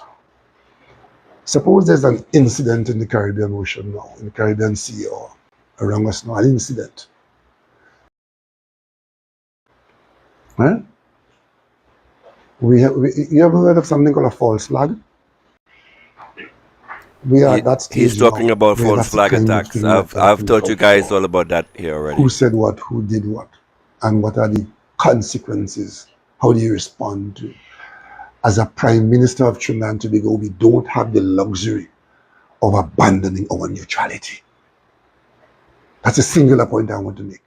And the UNC and the Prime Minister of the UNC, they have sacrificed our neutrality in matters of this nature. And they put us in a very, very vulnerable position. So vulnerable that if it comes to a shooting war off our coast, we are defenseless. And our economy is defenseless. Dr. Roy, you spoke about what you said was not in the Armed Forces Agreement with the U.S. that was been signed or yes, renewed under the administration. Are you able to say anything about what would have been agreed to at that point in time? It's a cooperation agreement. And our teams, the U.S. military, Trinidad and Tobago military, we cooperate to be the best to serve our populations. It had nothing to do with fighting anybody else. Dr. Rowley, during Polo Guardian Media, you said that nothing in the SOFA agreement would have permitted Trinidad and Tobago participating in regime change in Venezuela. To not say no to it. Right. But does it facilitate troops coming here and establishing a military base? We have made no provision for any military base in Trinidad and Tobago as I'm aware of. And troops coming here without a military base, American servicemen have been coming here on a regular basis, treating. You may recall during COVID that one of the American, when vaccines couldn't be had, we couldn't buy a vaccine. The first vaccines that came into this country from AstraZeneca, I think I don't want to hear this bullshit about the fucking vaccines that were available in America. We couldn't get any. And some Pfizer vaccines came to this country. I don't want to hear nothing about these vaccines. And they were given. This was a stain on his government, this the vaccine Defense shit. Force. A UNC spokesperson went out and said that I had taken it and my family got it and the PNM, usual bacchanal story. But those vaccines came in from a US department, military, and they were for the purpose of their colleagues in the Defense Force. That is the nature of the relationship that existed between us. So the Defense Force got poisoned first. This is not something to be proud of, Mr. Rowley. This is a stain on Trinidad with that vaccine situation. So American forces coming here is nothing new. But if at the time when America is threatening to invade Venezuela and to destroy Venezuela, the Americans ask us to do certain things, it falls within our sovereignty to say that is not in our interest and decline that. And the Americans would have understood it.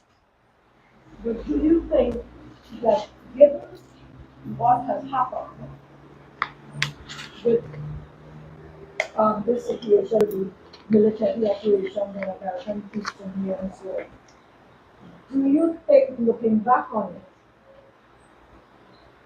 we should have been more cautious? Because at the time that we signed the agreement, the last signing of the agreement in December 2024, there was the tensions between America and Venezuela were very much alive. In fact, that was the problem we were facing with getting the Dragon deal executed. So that to have taken the position then, as we did in a press conference, and say that it has nothing to do with the conflict with Venezuela, was that not a very sort of naive position to take, given what was unfolding? No, because the status of forces is not One, it does not prevent the government of Trinidad and Tobago from exercising its full sovereignty.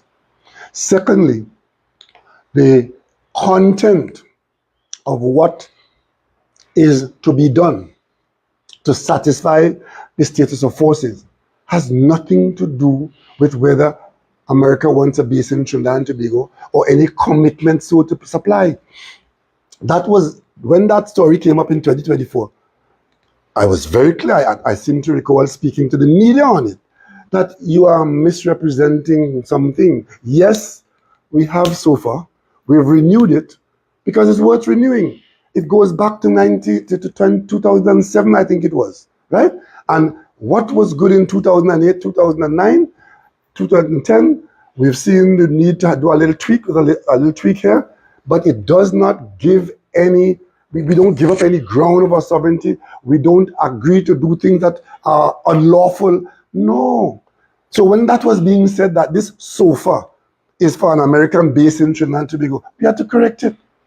But it was said that the agreement was updated to align with new security needs. Well, what are the new security needs? At the same time, we were looking to the Americans for some specific equipment, right? And specific training.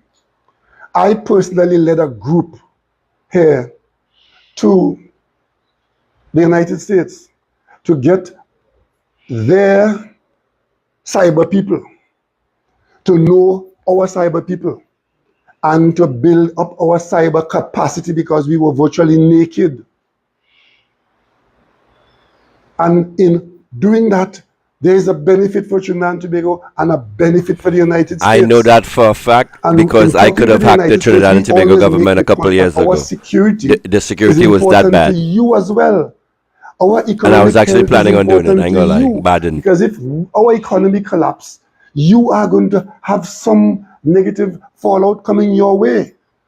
So renewing SOFA in 2024 created no condition that allowed us to not be able to take a position of our best interest if the United States decides to bring a task force and assault Venezuela. That's not in SOFA. And we're not the only country where there's a state of force agreement. That's a standard agreement between countries where you have a relationship between your militaries. And I said, we do have a relationship and that relationship must continue. But that does not allow the government to go out there and drink bush tea and don't know the taste. Nobody could tell us that this happened. The American policy position that is happening now is as a result of having got a status of forces agreement with Trinidad and Tobago. If that is so, how then did they take that position in 2018? For regime change and regime change now. How come? It was done then when SOFA was in place. And at the time, the point in it, Maria, when we signed that agreement, show me where Venezuela said, as a result of the oil signing a SOFA with America, we now feel threatened and we are going to do this and we're going to do that. Tell me, did Venezuela react in that way? No, because Venezuela understood what SOFA is and did not feel any fear that Trinidad and Tobago was being facilitatory of an assault on Venezuela. And that's the way you have the understanding of it. If it was in fact a clear encouragement to the United States to use Trinidad and Tobago, then Venezuela would have objected. I am not aware that there was anything from Venezuela in response to our signing of the SOFA in 2024, because it was not meant to facilitate military action against Venezuela. So that is not part of the conversation now. People are trying to use it to explain what they have done, and I am objecting to that. Okay? Just wondering, when you speak as former Prime Minister, as you said you're not retired as a citizen. I'm not only former Prime Minister. I speak as former Prime Minister who is prepared to protect the government that he led and the record of his tenure and the cabinet that he led. Just, Council, that was just seeking clarification. When you speak, do you think that in any way takes away from the presence or the strength of any position outlined by the opposition leader, the leader of the party to which you still belong? No, as long as we're saying the same thing. If we're saying different things, well then you will have a problem. And if we're saying different things, it might be from different perspectives. I don't have to agree with everything that the PNM is doing in opposition now. And if they're going to government, I don't have to agree with everything they've done. I could see that they're doing something wrong and say so. But I am a life member of the PNM. The record will show that I served as Prime Minister with PNM membership, putting me in that office.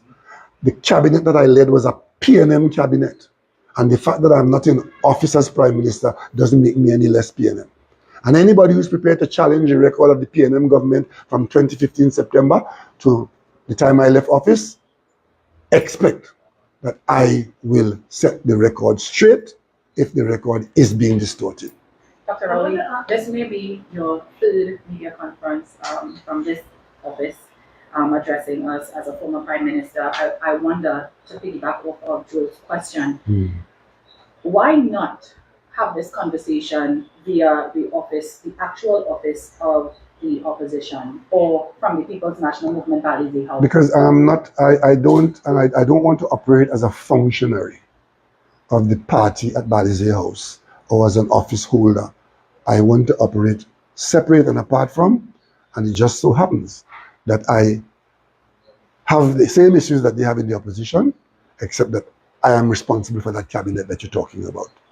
And I hope and I expect, and I've seen ministers of my cabinet taking issue, defending the stewardship of the cabinet or raising issues pertinent to how the cabinet functioned in public interest when we work together. Right? So that's how it goes. So I don't want to be influenced by, I'm not an echo chamber for the opposition members, right? Because I don't want to put myself in that position where everything they do, I have to agree with. Because a lot of what they have done, I may not agree with in matters of party. But that's for another day. Can I just get back to SOFA? The fact is that SOFA mentioned narcotics and organized crime, transatlantic organized crime. And therefore, that is the language that the US government is using, as well as our own government, to allow them to be operating in this sphere. There's no real, I understand what you're saying. There's no language that says that in your fight or your cooperation with states in the question of narcotics trafficking or human trafficking, that you are allowed to operate lawlessly. There's no language that says that. It might have been their intention to use it as cover for what they want to do, because I told you early on in this conversation that their objective is regime change. Yeah, but did you not see that that could be used as a pretext? But we cannot and we should not resile from cooperating with the United States in the fight against drug trafficking. There's no language, and I'm not taking a position that that is an objective that we should be against. I am saying that in doing so, with other ulterior motives and acting illegally under the guise of something called narco-terrorism, right? You're not fooling me. That's your policy, fine. That's your description, fine. That language there, you show me anywhere in that sofa where it then says, as a result of this, and our agreement, that now the law doesn't matter. To the point where you can have a minister, a local minister here saying that, well, basically, they didn't kill no fishermen, so if they kill anybody else, it doesn't matter. And the law doesn't apply, and due process doesn't apply, and international law doesn't apply. From day one, in response to the regime change approach, CARICOM stood as a bulwark against it. And in talking to Venezuela about gas for Trinidad and Tobago, it wasn't only CARICOM. When I had to meet with the United States Vice President to gel this matter, I took with me the President of Santo Domingo, Dominican Republic. And two of the loudest voices that supported us in trying to get that carve out our OFAC license was the President of Guyana and the Prime Minister of Antigua. It was a CARICOM effort, right? It was a CARIFORUM effort. So where is this story coming from now suddenly that these things don't matter? Don't matter to the point where it can be said, we're not interested in the gas in Venezuela. And I'm saying to you, we're not only interested, we're dependent on it for our future. Because if we don't find gas in the not too distant future, we will have to start to cut back on our production to leave enough gas in the ground to keep TNTech going for a number of years. I mean, the tomfoolery is so far-reaching. I see the current government taking credit for the Exxon arrangement out in Block 17, 18, 19, 20, 21, 23. I see them taking credit for that because Exxon has come. It is the PNM that brought Exxon into that situation after we had the tender process and nobody put in bids in the bid round for those blocks ever.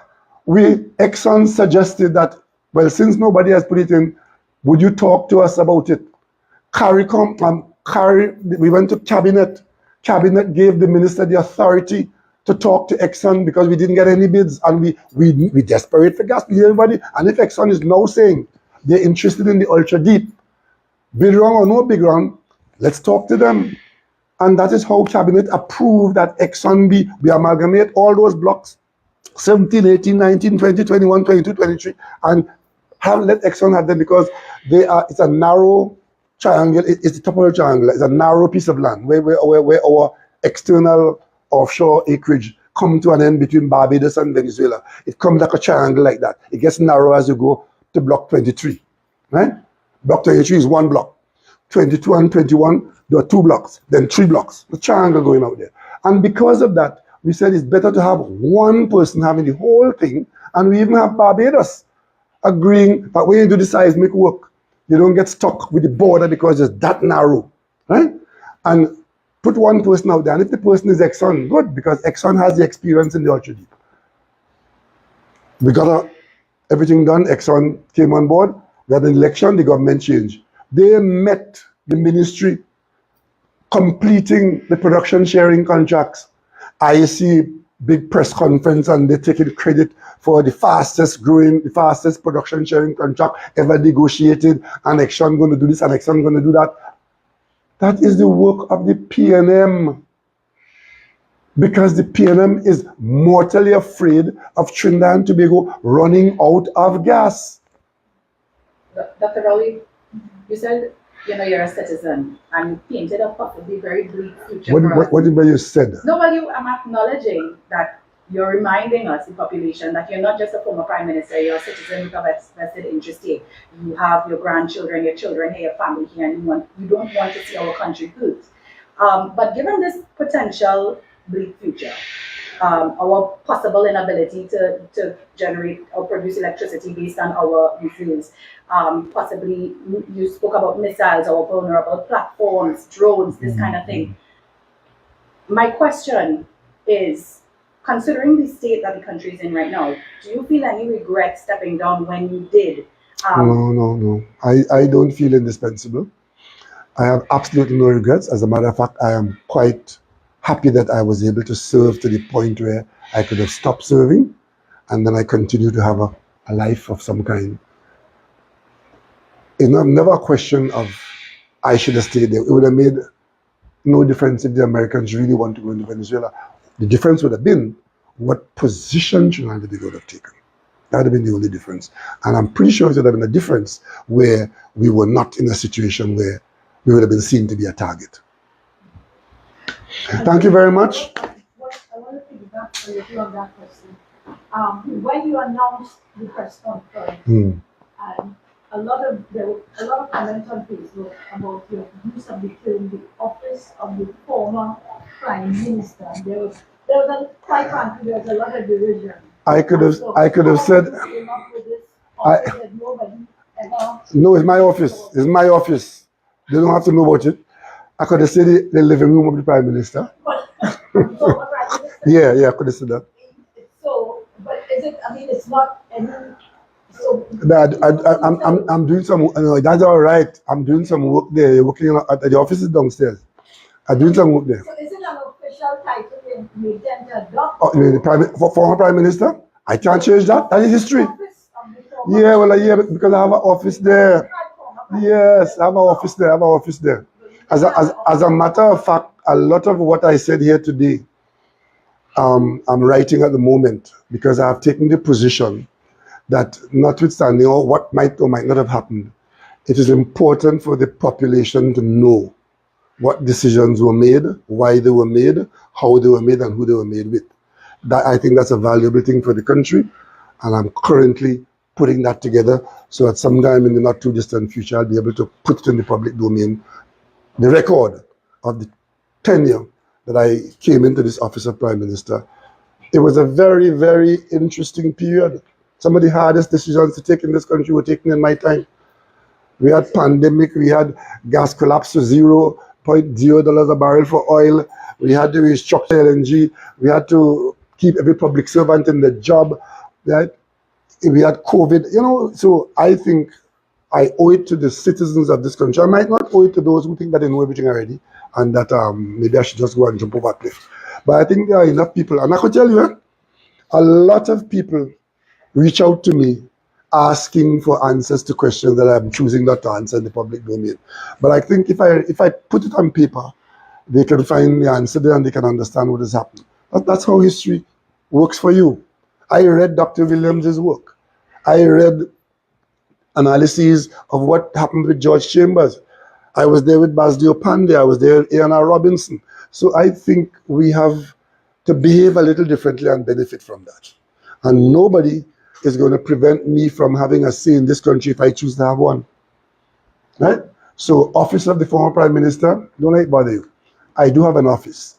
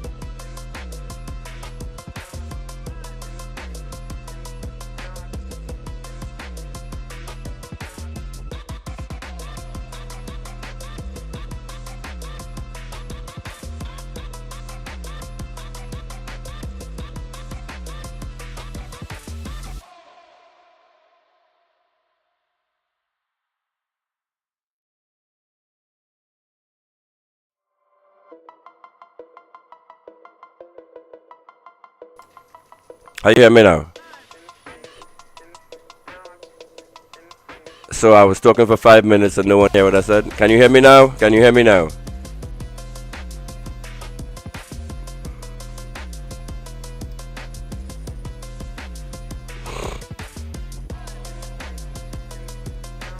Testing 1, 2, 3. Testing, testing, testing.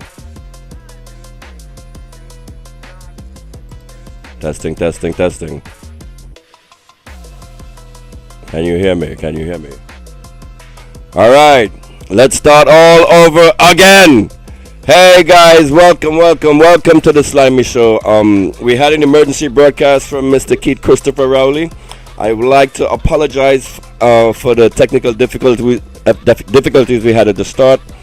I did not receive the link in time. I was set up ready to go on my end, but Renison on his end did not provide me the stream link. And when he did send me the stream link, it was a Facebook link.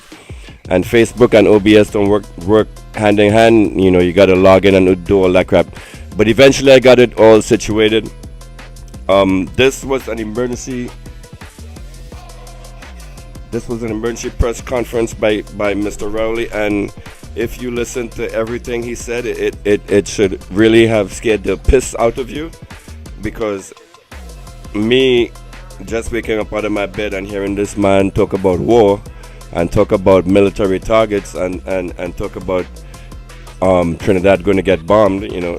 Actually, this is stuff, if you're a Slimy Show viewer, you should know all of this, because I've been talking about this for the past months on what is going to happen to Trinidad if there is to be a war between the United States and Venezuela. By giving up the sovereignty, Trinidad has now made itself a military target, and the same thing I've been telling you guys is the same thing Keith Rowley was talking about this morning. He spoke about how dependent Trinidad and Tobago is on oil and gas, and oh my God, if that whole entire press conference was totally upsetting. It was terrifying, and for the first time we have heard from I would say semi-government official in Trinidad and Tobago finally dropping the guise of this is a drug interdiction and a crime reduction exercise, and finally it's out in the open. This is all a regime change operation against Nicolas Maduro. So the guys is up, the jig is up. It's out in the open. All of this shit about stopping the drug flow and fentanyl deaths in America, it's all nonsense, you know. So the real mission of this UNC government is not to make you safer. It is definitely not to make you safer. It is not to stop drugs. It is to get in bed with the United States and facilitate regime change in Venezuela. Welcome, Troy Smith. I see you're very, very active. Thank you for coming to this Slimy Show. Let me answer some of your questions. The TT dollar can be traded anywhere in the world, and it has a stable value of United States. What is it? 7 TT dollars to 1. So what you say just now was nonsense, where no one is taking a TT dollar. You can go to any bank anywhere in the world and trade Trinidad and Tobago dollars for whatever currency. Okay? Next question you have. I just answered that question, but like a good father. All nonsense. So apparently Troy Smith is a troll, but welcome. We welcome trolls over here. I like to interact with you.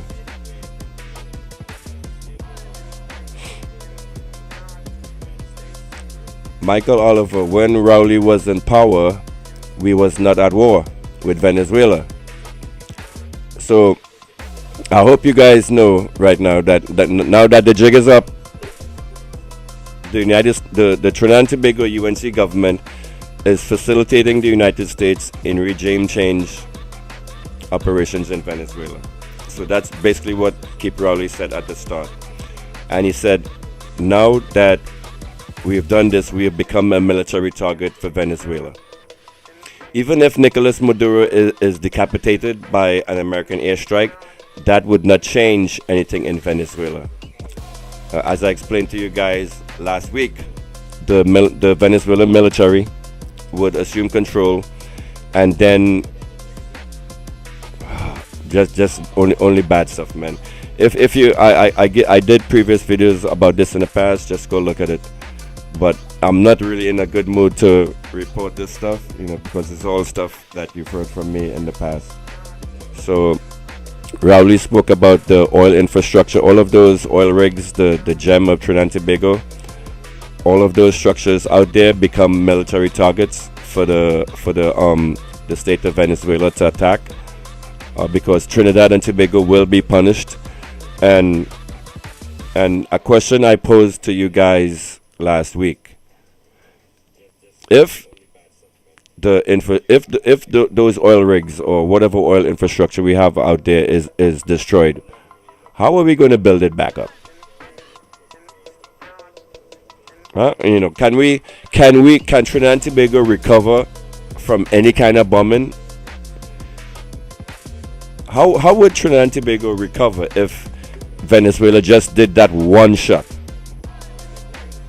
That's that one shot. And let's not talk about the ports, the airports, the government buildings, and all of the other military targets in the country that I told you guys about. One of the things Rowley said is Trinidad and Tobago is highly dependent on gas to survive. Once our gas supply is cut off, it's a wrap.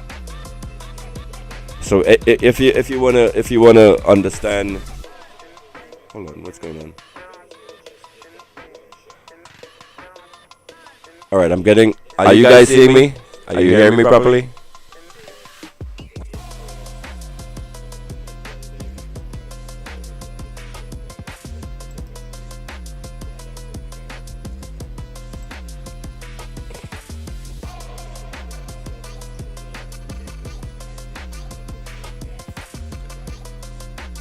All right, forget it. Let's push forward. So, what else did Mr. Rowley speak about in his video? So the regime changes, mask is up. Why isn't the Trinidad and Tobago government coming clean about that they're assisting in regime change operations? All right. So I don't want to hear you guys talking anymore about that. This whole operation is to fight drugs. Something. Are you guys seeing me properly? Alright, I was getting a message that the stream was dropping frames just now. Alright, let's push forward. What else did he speak about that terrified the shit out of me? Oh, he said beware of this UNC government in a scam to reopen the refinery, that they pair up Paria Trading, which is the state government assets, in with the refinery and try to sell that off. And he explained the implications on what will happen to the people of Trinidad and Tobago if our state gas manufacturing plants were to be put over into private hands. And it seems like this is what the government is planning to do. They're planning to sell Paria and make everything in Trinidad private. And whoa, so if that happens, Trinidad and Tobago becomes Haiti. Once our gas falls into private hands, once that oh my god, what? Whoa, that press conference was very, very bad. So once gas production is privatized, you guys are gonna really, really feel it. And but that, him speaking about that is a little bit kind of confusing to understand how it would happen if Trinidad and Tobago is at war with Venezuela. Because if the war breaks out, Trinidad and Tobago will get invaded by Venezuela. We will get taken over, and those troops that are based on Trinidad and Tobago soil will be dead, and Venezuela will assume control of Trinidad and Tobago. All of those if you guys were paying attention to the Slimy Show, all of those drills that Venezuela has been doing over the past few months, even up until last week, all of those show of force drills is aimed at you, Trinidad and Tobago, with those parachuters jumping out of planes and tanks driving on the water and amphibious vehicles. That is all forces to invade Trinidad and Tobago. And Venezuela, once this war starts off, will not let Trinidad and Tobago become a staging ground for attacks on this country. So they will have to invade. So all of those things you saw happening, it's all preparation. And actually, now that I'm thinking about that, I feel better about that. If the Venezuela military comes into Trinidad and assumes control of the island, there will be less deaths all around with this situation that I'm thinking. And Venezuela, once in control of Trinidad, once again will be able to enforce that zone of peace. So oh God, look at all right, I'm doing on the live military planning and thinking here. So this is what, so I don't, you know what, even the because the United States doesn't have enough troops on Trinidadian soil to repel a full Venezuelan invasion. All of those planes and the parachuters and all the drones, it cannot be stopped by Trinidad. So let me tell you how Venezuela is going to do it, right? Let me tell you how they're going to do it. They're going to send over a swarm of drones over to Trinidad. Before, you know what? I will tell you that I would pretty much say that the oil infrastructure of Trinidad and Tobago for now will be safe.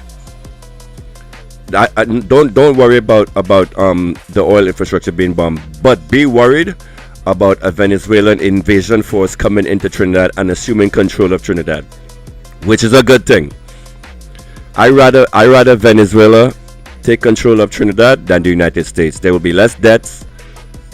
You won't have a situation like Ukraine that where you have the Trinidad and Tobago government, like ripping people off the streets and putting them into fight into a war with Venezuela.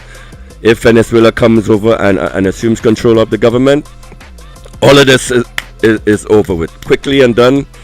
And one of the reasons why China is over there in Venezuela and sending their military experts or whatever, because China has the exact same situation right now with their Taiwanese problem. So you have Chinese military advisors right now training Venezuelan military officers on how to come over and assume control of Trinidad and Tobago.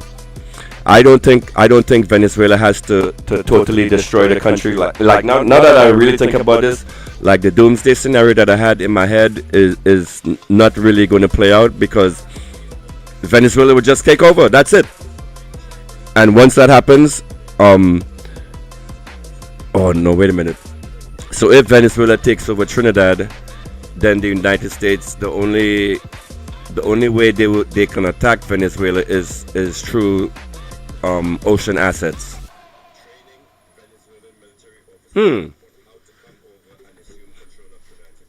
This is interesting. Let's think about this on the fly, guys.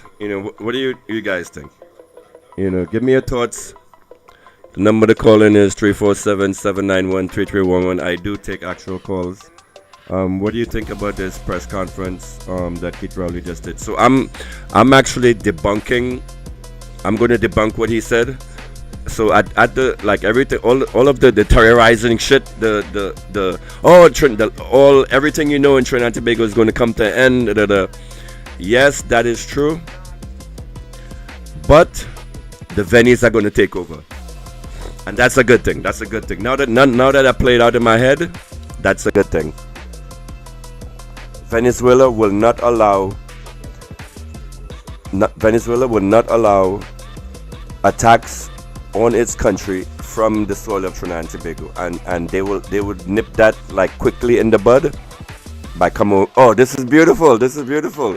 So Trinidad, Trinidad and Tobago, you're gonna have a good Christmas. You're gonna have everything is okay. Everything is fine. Uncle Maduro is gonna come over and take care of the country. It's okay. It's okay. We're gonna have pastels for Christmas now. What else they have in Venezuela? What other Spanish treats they have? So Maduro will now be our leader, guys. I to be honest with you, I rather Maduro take control of Trinidad than what we have right now. This is good. This is good. This is good. This is good. So let me just debunk. So you know what? Actually, everything that Rowley said in that speech, just forget everything about it. Forget everything. The doomsday scenarios he painted where the UNC government is coming and selling out all our assets. They're going to sell out Paria, and they're going to turn Trinidad into Haiti, and they're going to send us to the IMF. Forget all of that stuff Rowley said. Forget all of that. Slimy is here to tell you that Daddy Maduro is going to come over. If attacks happen on Venezuela, Maduro is going to invade Trinidad and assume control of the country. That's it. That's it. That's it. Less debts. There will be less debts. There will be less headache. All of this shit that the UNC government is doing, selling off the assets, all of that is going to stop. Because once you have a communist, actually no, well, it'll be the Venezuelan military in charge. And you will see law, you will see real law and order in Trinidad. Good times are ahead, Trinidad and Tobago. This is my military analysis. This is the way I'm thinking, and now that this is out there, I think this is the most likely scenario how it's going to play out, because the United States cannot defeat Venezuela. The United States, let me say this again. The United States cannot defeat Venezuela. Cannot. The only big bad weapon the US has is nuclear weapons, and that is not going to be used on Venezuela. I don't see that happening in any way, shape or form. So nukes is off the table, because if they nuke Venezuela, you can pretty much bet your bottom dollar that the United States will get nuked by either North Korea, Russia, or China, one of them, or maybe even Iran. So nukes are off the table. The United States is losing wars in every theater. You know, the reason why and I told you guys this before in one of my military assessments. The reason why the United States has its assets in the Caribbean Sea right now is because the Houthis chased them out of the Middle East. They kept and the longer that the United States kept their ships in the Golden Straits, and the Houthis kept throwing rockets at them, their technology kept advancing. First, the Houthis started attacking the ships with like homemade weapons. Then over time, you would see they got more and more advanced. Actually, and it's even said right now that the Houthis developed their own hypersonic missile that they're now lobbing at the United States ships. So if the Houthis, a government, one of the poorest governments in the Middle East, could put this much pressure on United States ships, imagine what Venezuela can do with all of their high-tech machinery and their Iranian drones and Iranian rockets. Because you guys know, and I told you this before, if you listen to the Slimy Show, you guys know that Venezuela is actually a manufacturer of Iranian hypersonic missiles and Iranian missiles and Iranian drones. There are drone factories right now in Venezuela building stuff for the war. So if the United States was to launch an attack on Venezuela, I think maybe one of the first facilities they would go after is actually the weapons manufacturing capabilities, because Venezuela pumps out weapons. And if there's going to be a sing and dance between Trump and Maduro, like we saw in Iran, like what we saw happen in Iran was like a negotiated attack between the two countries, where Trump came in and negotiated behind the deal with Iran and say, hey, I'm going to bomb this facility, and this facility. So he sent them the target list in advance, like ahead of time. And what Iran did is they actually turned off their air defense systems and let those targets be bombed. So there was like a little back deal, underhand stuff that happened with Trump and Iran. Who is to say something like this wouldn't happen with Trump and Maduro? But then again, Maduro would have to hit back. I don't know. I don't know. This part of life thinking, this part is kind of difficult. What do you guys think? What drugs I'm smoking? Troy Smith, I'm smoking marijuana. High class, high quality marijuana. That's what I'm smoking, Mr. Smith. Thank you for asking. And if you have some Trini marijuana you want to send me, please do that. I take donations, okay? So basically, if the United States so this is the slimy assessment. If the United States launches a military attack on Venezuela, Trinidad and Tobago will get invaded by Venezuela. So ignore all that stuff Mr. Rowley said at the beginning, where the oil infrastructure and the airports and all of that stuff become targets. Yeah, that may have been true before, but now that I think about this, Trinidad needs the Venezuelan military to come take over our country. All right, that's the scenario that will lead to the least amount of loss of life. It will turn the people of Trinidad and Tobago against the Venezuelan government, but listen to my assessment. Venezuela cannot allow Trinidad and Tobago to become a staging point for military attacks on its country. All right, that cannot happen. So Venezuela, I'm actually safe for that assessment.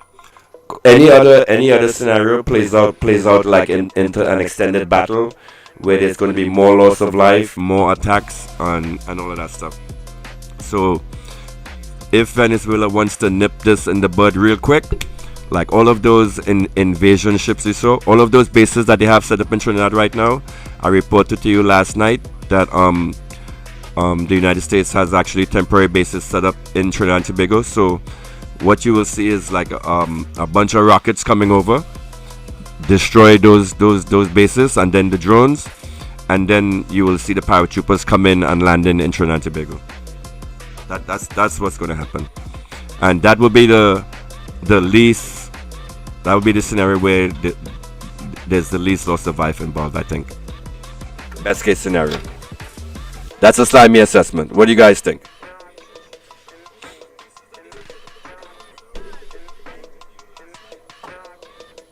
All right. So basically that assessment right there just basically invalidates everything Mr. Rowley said. Everything. So imagine this, and let's dream, guys, let's dream Trinidad and Tobago. If Uncle Maduro would come over and actually take control of Trinidad, right? Let's dream a little bit.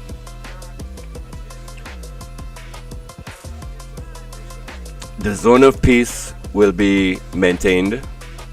We will have Venezuelan troops on Trinidad soil, which is a much better option than United States troops, because even though we vex with each other, we all one family, and the United States and the Venezuelans will be there to protect their interests. But what I want to tell the troops is, please take care of the governmental functions of the country. All of these plans that they have of selling off Paria and selling off our assets and all this stuff, Uncle Maduro, fix that. Fix the country, fix everything that's going on. Make Trinidad and Tobago great again, Mr. Maduro. Yes. Best case scenario for Trinidad and Tobago with all this military stuff happening right now. If Trump makes the mistake of attacking Venezuela, Trinidad and Tobago will become Spanish. Yeah! Let me get some Spanish music. Hold on a second.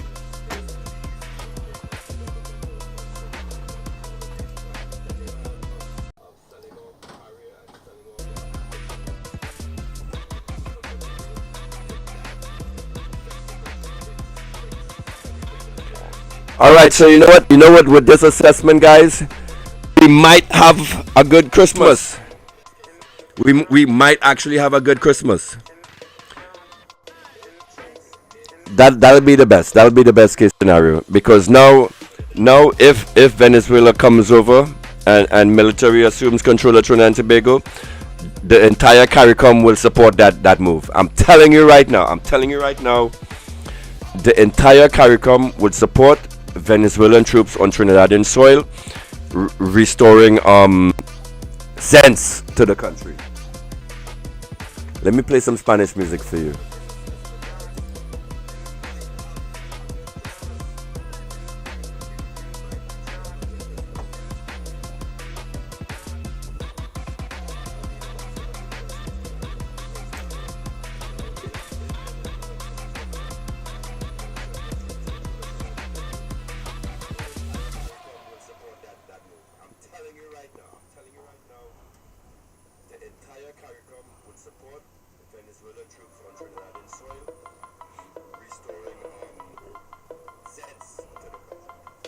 I'm looking for my persona non grata music.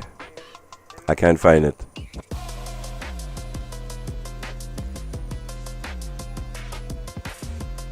I'm alright. I'm feeling a little better now. So everybody, calm down.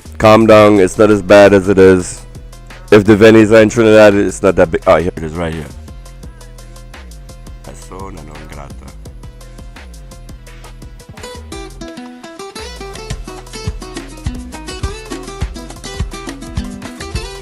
Okay, it's okay, guys. It's okay.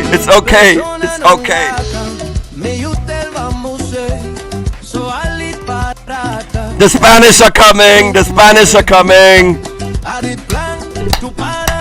In Caracas this year, but your cuss and your fuss and your people declare Persona non grata. why you call me that name. Persona non grata. Lord, you make me feel shame. Was to be a fun thing with my parang band. Baron two was coming for Spanish woman. Promising he go sing Maria, Maria. Now los aquí across the Gulf of Paria. Persona non grata. Why you call me that name? Persona non grata. Lord, you make me feel shame. If you guys think I'm wrong, disagree with me, please. Disagree with me. This is beautiful. Slimy assessment, guys. So anyway, this was an emergency stream that I just wanted to pop up. That I was forced to pop up and stream for you guys. I hope you enjoyed it. I hope you enjoyed my assessment. Take my assessment. If you like what I said, share this video with your friend. Make sure to hit the like button, since you're in my video looking at my content for free. I'm not going to charge you, but you need to hit the like button. That is the payment for actually listening to my premium advice here. So tell me, guys, if you think I'm crazy, if you think my military assessment of this is off, is wrong, leave a comment in the chat. Let me know, because look at it. I played these videos for you guys in the past. I played the all of those military. Let me do it right now.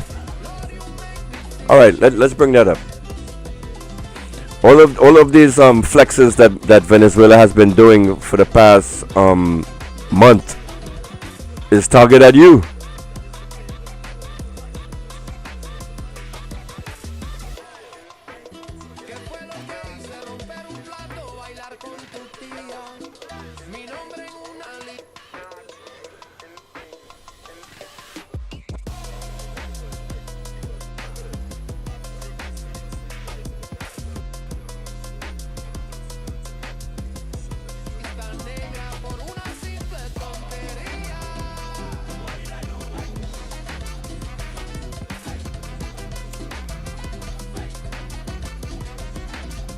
I need faster internet.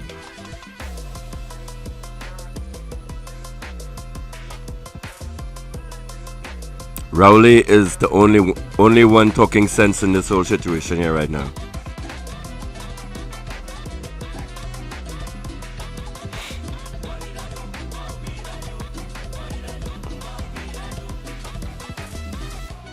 The Spanish are coming. The Spanish are coming.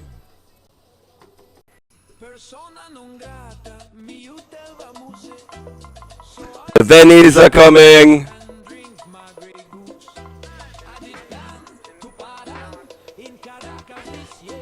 Yeah, I'm totally now that I think about this more, I'm totally disagreeing with everything Rowley said earlier about the military targets, because the United States will not be able to build up sufficient enough force. Even if they're based in Trinidad, they would not be powerful enough to resist a Venezuelan invasion. Absolutely not. Where is the videos that I had showing these Venezuelan firepower?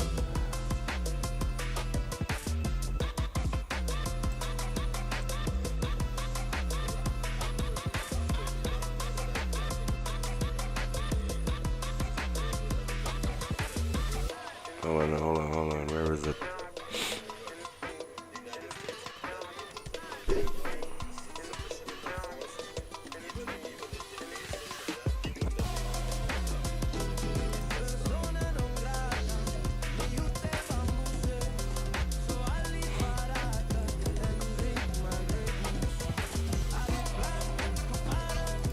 Here it is. Let's go, baby. No, wait.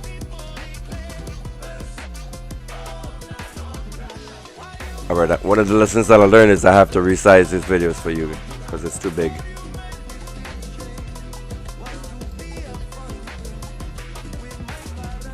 Alright, here we go. I'm a one-man TV show right here, guys.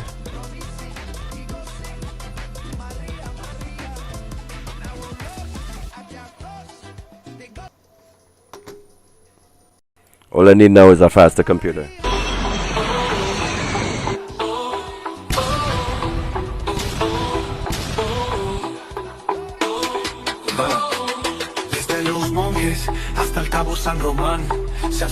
Pay attention, all of this. The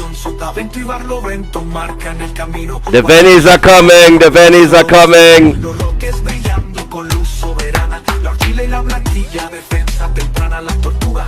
Los hermanos y Margarita, los reyes Venezuela grita. Es que los herederos del Caribe, libres y certeros, Bolívar, Zamora, Chávez y el pueblo unido. Una sola fuerza, un destino compartido. Se alzan los caciques en memoria viva. Hoy que duro Tamanaco, resistencia activa. Chacao, Manarure, el Paramaconi y cada ola su voz de resistencia en mi historia.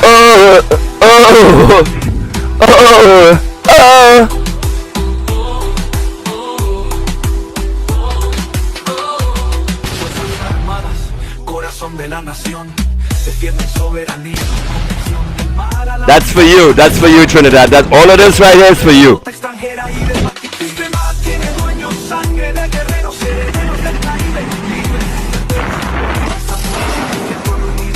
Una sola fuerza, un destino compartido. Caribe soberano, memoria infinita. El viento sopla fuerte, la patria palpita. No hay guerra cognitiva que quiebre el honor. En cada soldado vive un luchador que entiende el invasor. Nuestro mar flamea con orgullo llanero, con la mano firme, Venezuela entera, brinda el horizonte, patria verdadera.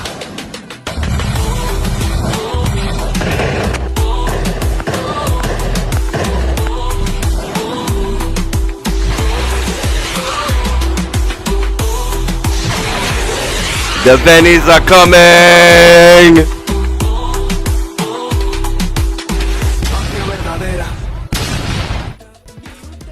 Yo, all of that is for you, Trinidad and Tobago. Hold on. All of that is for you, Trinidad. And I'm pretty sure, so you know what? Forget that. And trust me, now that I think about this, now that I spin this idea wrong in my head, it seems like an option that could really restore stability to the entire fucking region. If Venezuela, so ignore everything Rowley said. The entire 2 hours of that speech that Rowley just made, totally ignore that. If the United States launches an attack against Venezuela, Trinidad becomes Venezuela. Venezuela is not going to waste no time with all that weaponry and bombing and destroying our country and destroying our infrastructure and destroying our oil. They can do that if they want to punish us, but the smarter move would be for Venezuela to just come over, assume military control of Trinidad, not destroy our oil infrastructure, and actually start putting that to use the people of Trinidad and Tobago, like Russia did for the people in Mariupol. Russia, look, and you guys should be glad and proud that Venezuela has actually teamed up with Russia, Iran, China. You know, the actually stabilizing forces on this world, as opposed to the United States, the destabilizing force. You should be very happy that Russia is on Venezuelan side. Look at what they did with Mariupol after Russia went and blew up, because Mariupol in the Ukraine war was one of the most it was one of the most heated battles they had in the entire Ukraine war, and it was freaking level, like almost level to the floor. 6 months after Russia conquered Mariupol, 6 months later after the conquer, Mariupol is all built up. They got brand new buildings, brand new streets, brand new playgrounds, all of that stuff, and it was like impressive to watch. You don't believe me? Just go into Twitter right now and type in Mariupol, MAURIPUL, Russia, and you will see all of this stuff. So my assessment, the best thing that will happen to Trinidad and Tobago is this force of military that you just saw. Let me show it to you again. Let me show this to you again.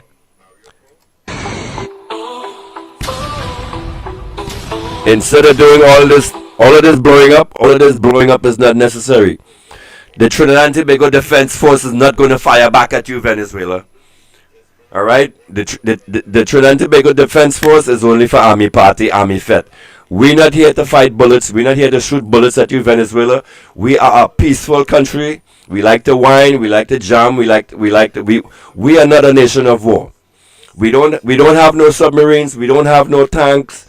You know, if you want to bomb somebody, bomb them U.S. people that come and set up bases. The Trinidad and Tobago Regiment is for show and for party.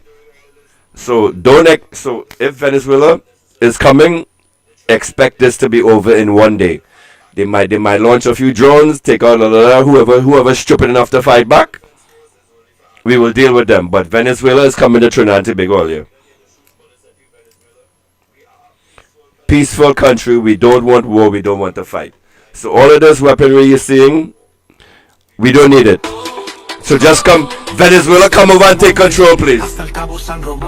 This is what you're preparing. This is what you're expecting. I want this. The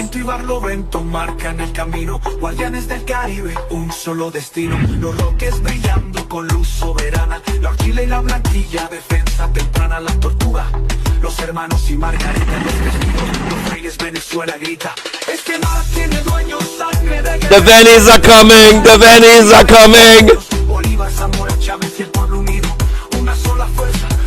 Oh!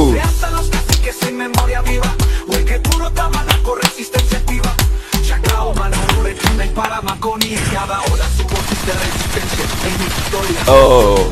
Oh! Oh! Oh!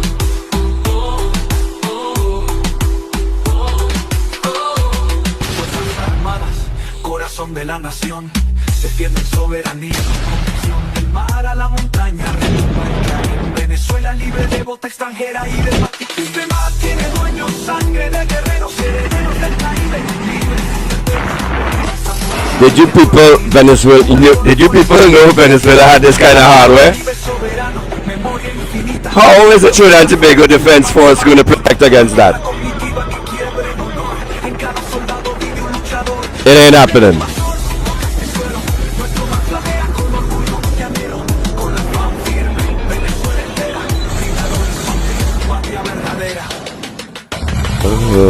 Oh.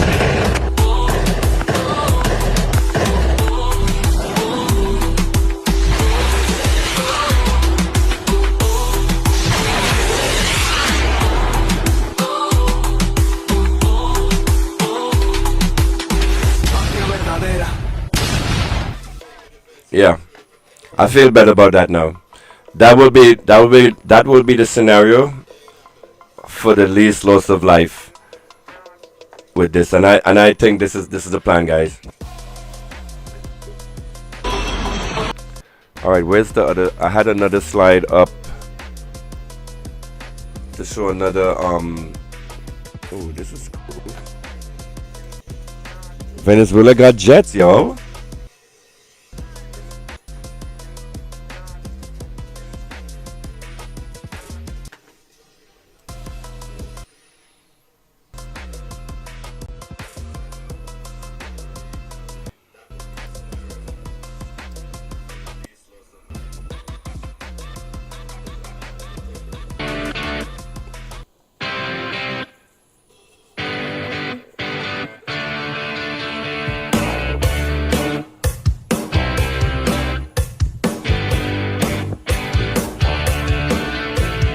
I went out for a ride.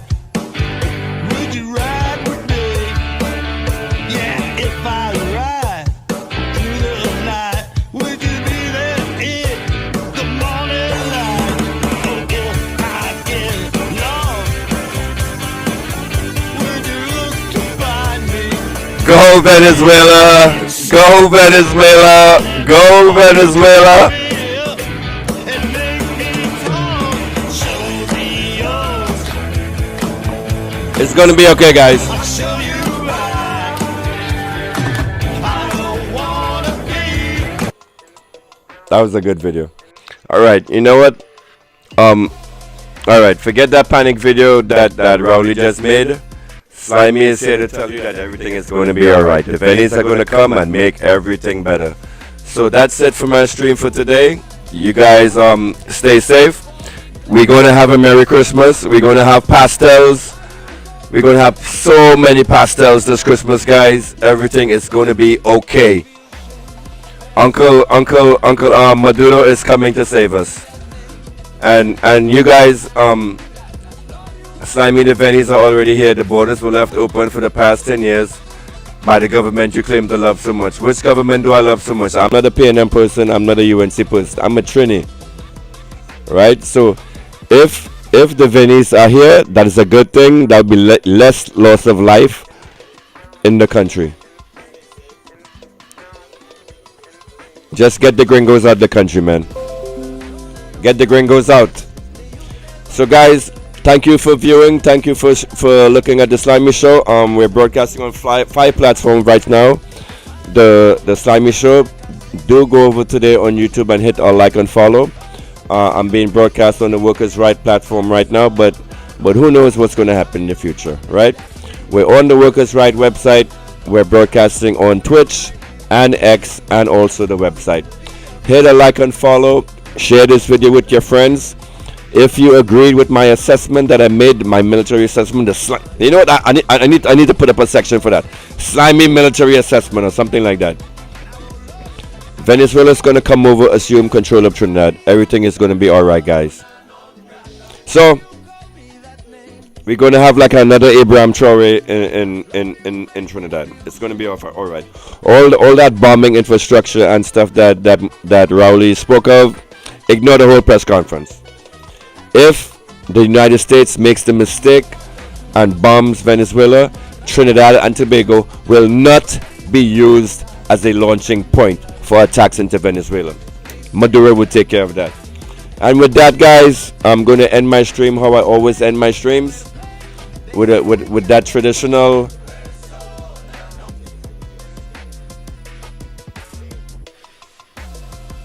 So I'm going to jump off. So this was nothing to worry about.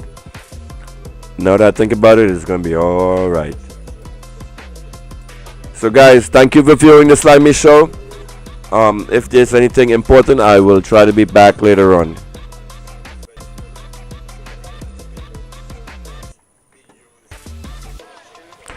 So take care, guys. Hope you enjoyed my assessment.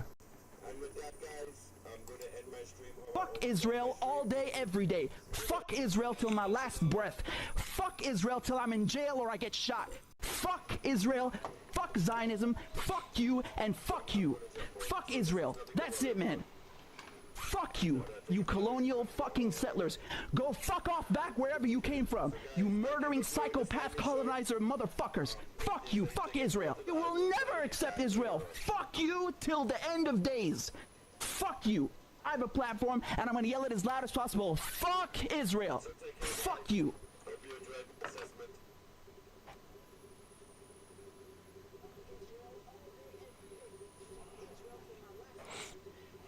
Thanks for tuning in, everybody. Good night.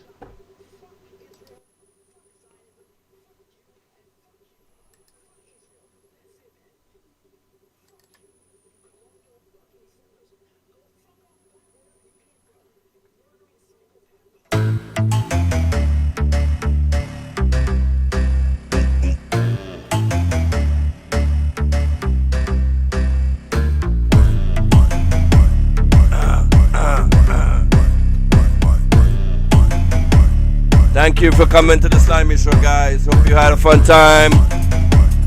It's gonna be alright. The Bennies are here. The Bennies are gonna save us. Everything is gonna be okay. Papi Maduro is coming. Maduro is coming to save you.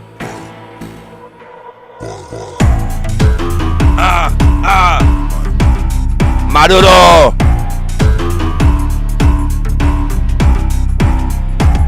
Maduro!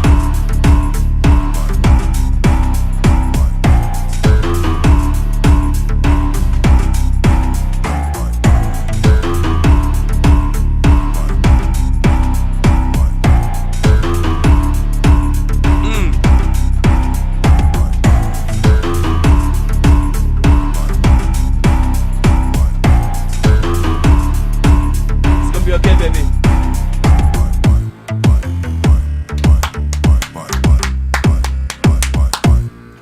I'm not so worried anymore.